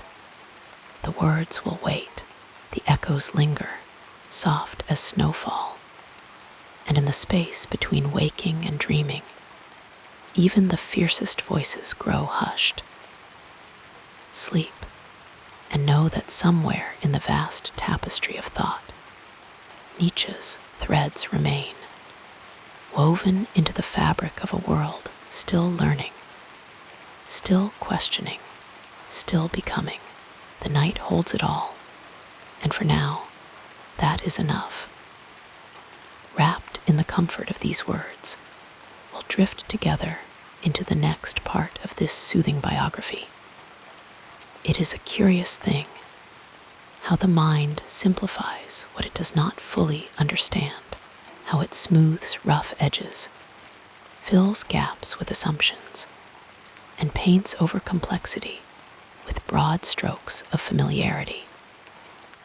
Friedrich Nietzsche, that solitary wanderer of thought, has suffered this fate perhaps more than most.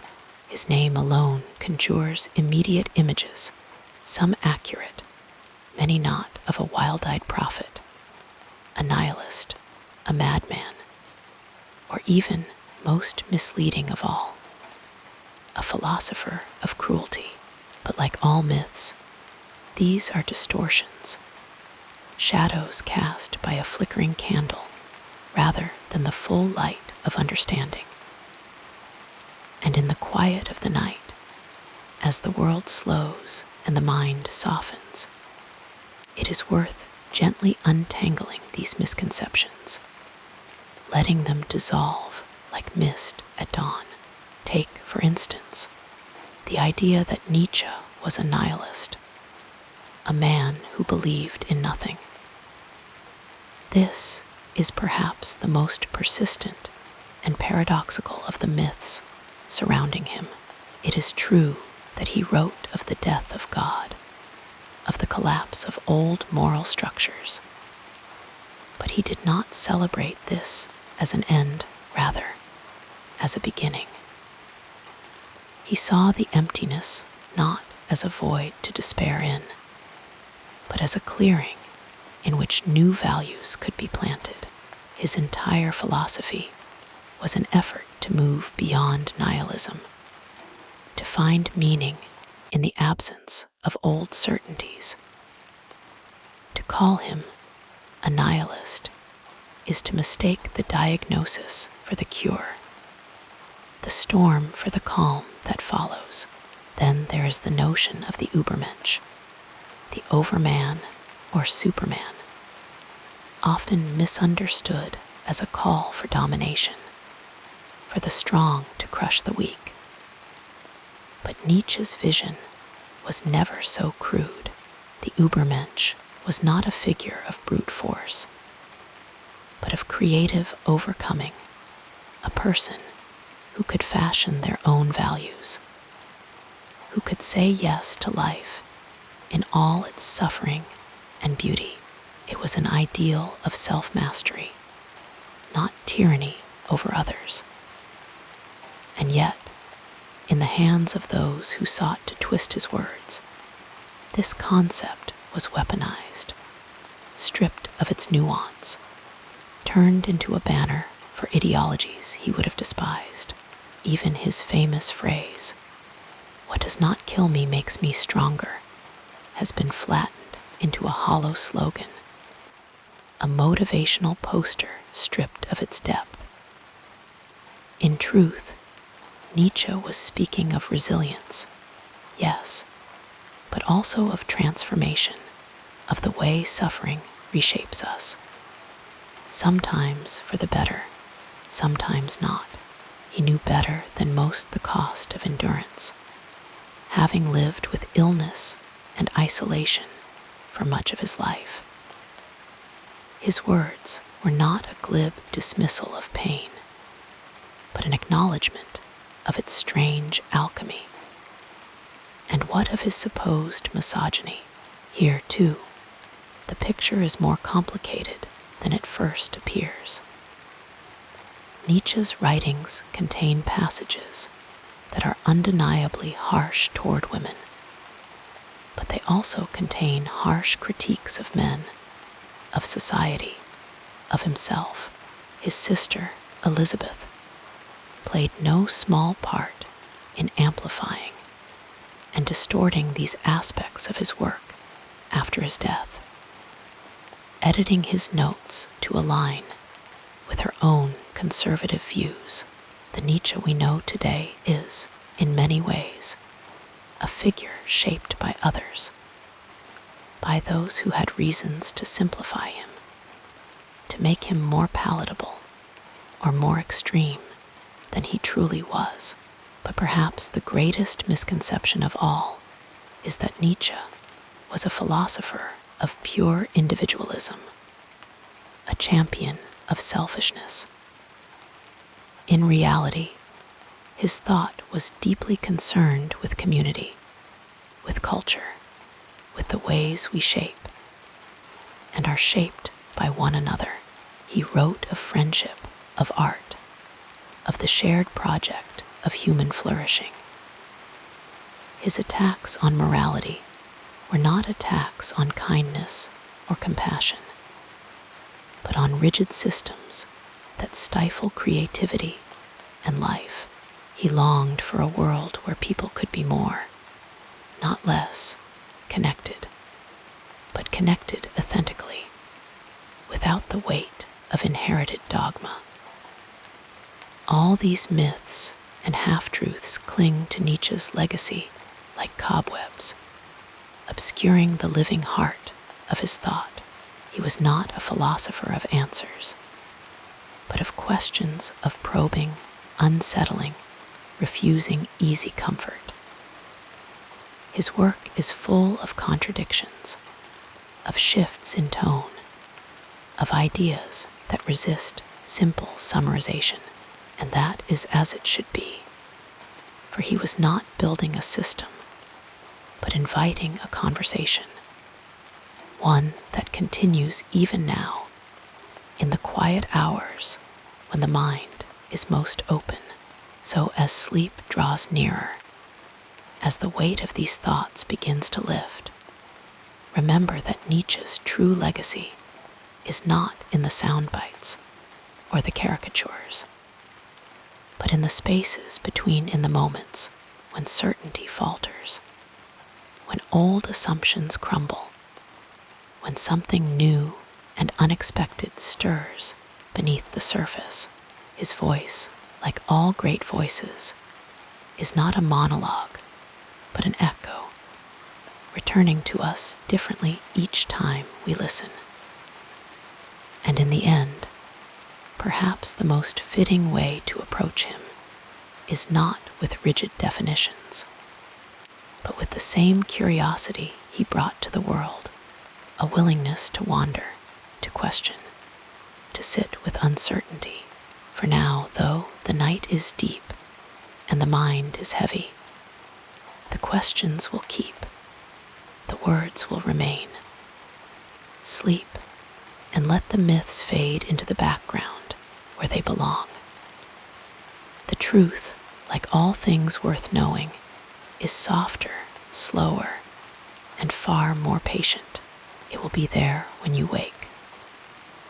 Now, as we continue our gentle journey through this remarkable life, let us explore the next chapter. As we near the end of our reflections on Friedrich Nietzsche's life and thought, let us settle into the quiet of the night, where the edges of ideas soften and the weight of history feels lighter. His story, like all great stories, is not one that can be neatly tied up with a bow, nor should it be. It lingers, it breathes, it shifts with time. Just as he believed all great truths must, Nietzsche's life was a tapestry of brilliance and suffering, of unrelenting inquiry and profound isolation.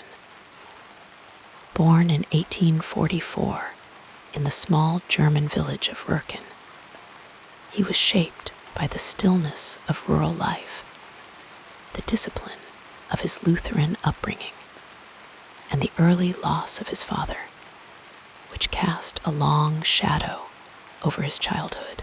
Yet from these quiet beginnings emerged a mind that would unsettle the foundations of Western thought. He was a scholar, a philosopher, a poet of ideas, writing not in the dry language of academia, but in bursts of poetry, prophecy, and piercing insight. His words were not meant to comfort, but to awaken, to shake the sleep from our eyes, and force us to confront the illusions we call truth. His achievements were as varied as they were profound. As a young professor of philology, he dazzled his peers with his intellect, only to abandon the safety of the university for the uncertain life of a wandering thinker. He wrote with feverish intensity, giving the world books like Thus Spoke Zarathustra *, Beyond Good and Evil asterisk, and The Genealogy of Morals asterisk, works that dissected morality, religion, and human nature with a surgeon's precision and a poet's touch. He introduced concepts that still ripple through our culture today. The death of God, the will to power, the Übermensch, the eternal recurrence. These were not just philosophical ideas, but invitations to see the world anew, to question the very frameworks we take for granted. Yet for all his intellectual daring, Nietzsche's life was marked by personal struggle. Chronic illness plagued him, migraines and vision problems making the act of writing itself a torment. His relationships were few and often fraught. His friendship with Richard Wagner, once so intense, ended in bitter disillusionment. And in his final years, as his mind succumbed to the silence of mental collapse, he became a figure of pity rather than reverence, cared for by his sister, even as she distorted his legacy to fit her own ideological ends. It was a cruel fate for a man who had prized independence above all else. But history has a way of correcting itself, of sifting through the noise to find the true signal. Today, Nietzsche is remembered not as the mad prophet or the misunderstood radical, but as one of the most penetrating thinkers of the modern age.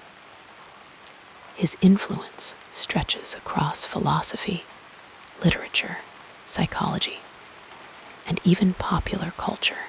Existentialists like Sartre and Camus drew from his insistence on creating meaning in an indifferent universe. Psychoanalysts like Freud and Jung were shaped by his explorations of the unconscious and the drives that govern human behavior.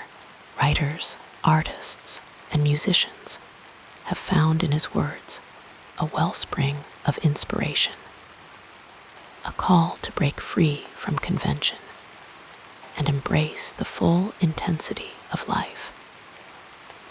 What makes Nietzsche's legacy endure is not just the power of his ideas, but the way they resist easy answers. He did not write to provide doctrines, but to provoke questions. He did not want followers, but fellow travelers, thinkers willing to walk the knife's edge between certainty and doubt. This is why his work feels so alive even now, why each generation discovers him anew and hears something different in his voice. He is not a monument, but a mirror, reflecting back the anxieties and aspirations of every age. And so, as the night deepens and the mind begins to drift, we might ask, what is the essence of Nietzsche's gift to us? Perhaps it is the courage to face the unknown, to embrace the chaos of existence without seeking refuge in easy comforts. Perhaps it is the reminder that greatness, whether in thought, art, or life, requires struggle, even suffering. Or perhaps it is simply the permission to question, to wander, to live with the tension of uncertainty, rather than the false peace of dogma. His words remain, waiting for us when we are ready to return to them. For now, though, let them settle into the quiet corners of your mind, where thoughts dissolve into dreams, and the weight of the day lifts like mist at dawn. The questions will keep, the ideas will linger. But tonight, there is only the soft hum of the night, the slow rhythm of your breath, and the gentle pull of sleep.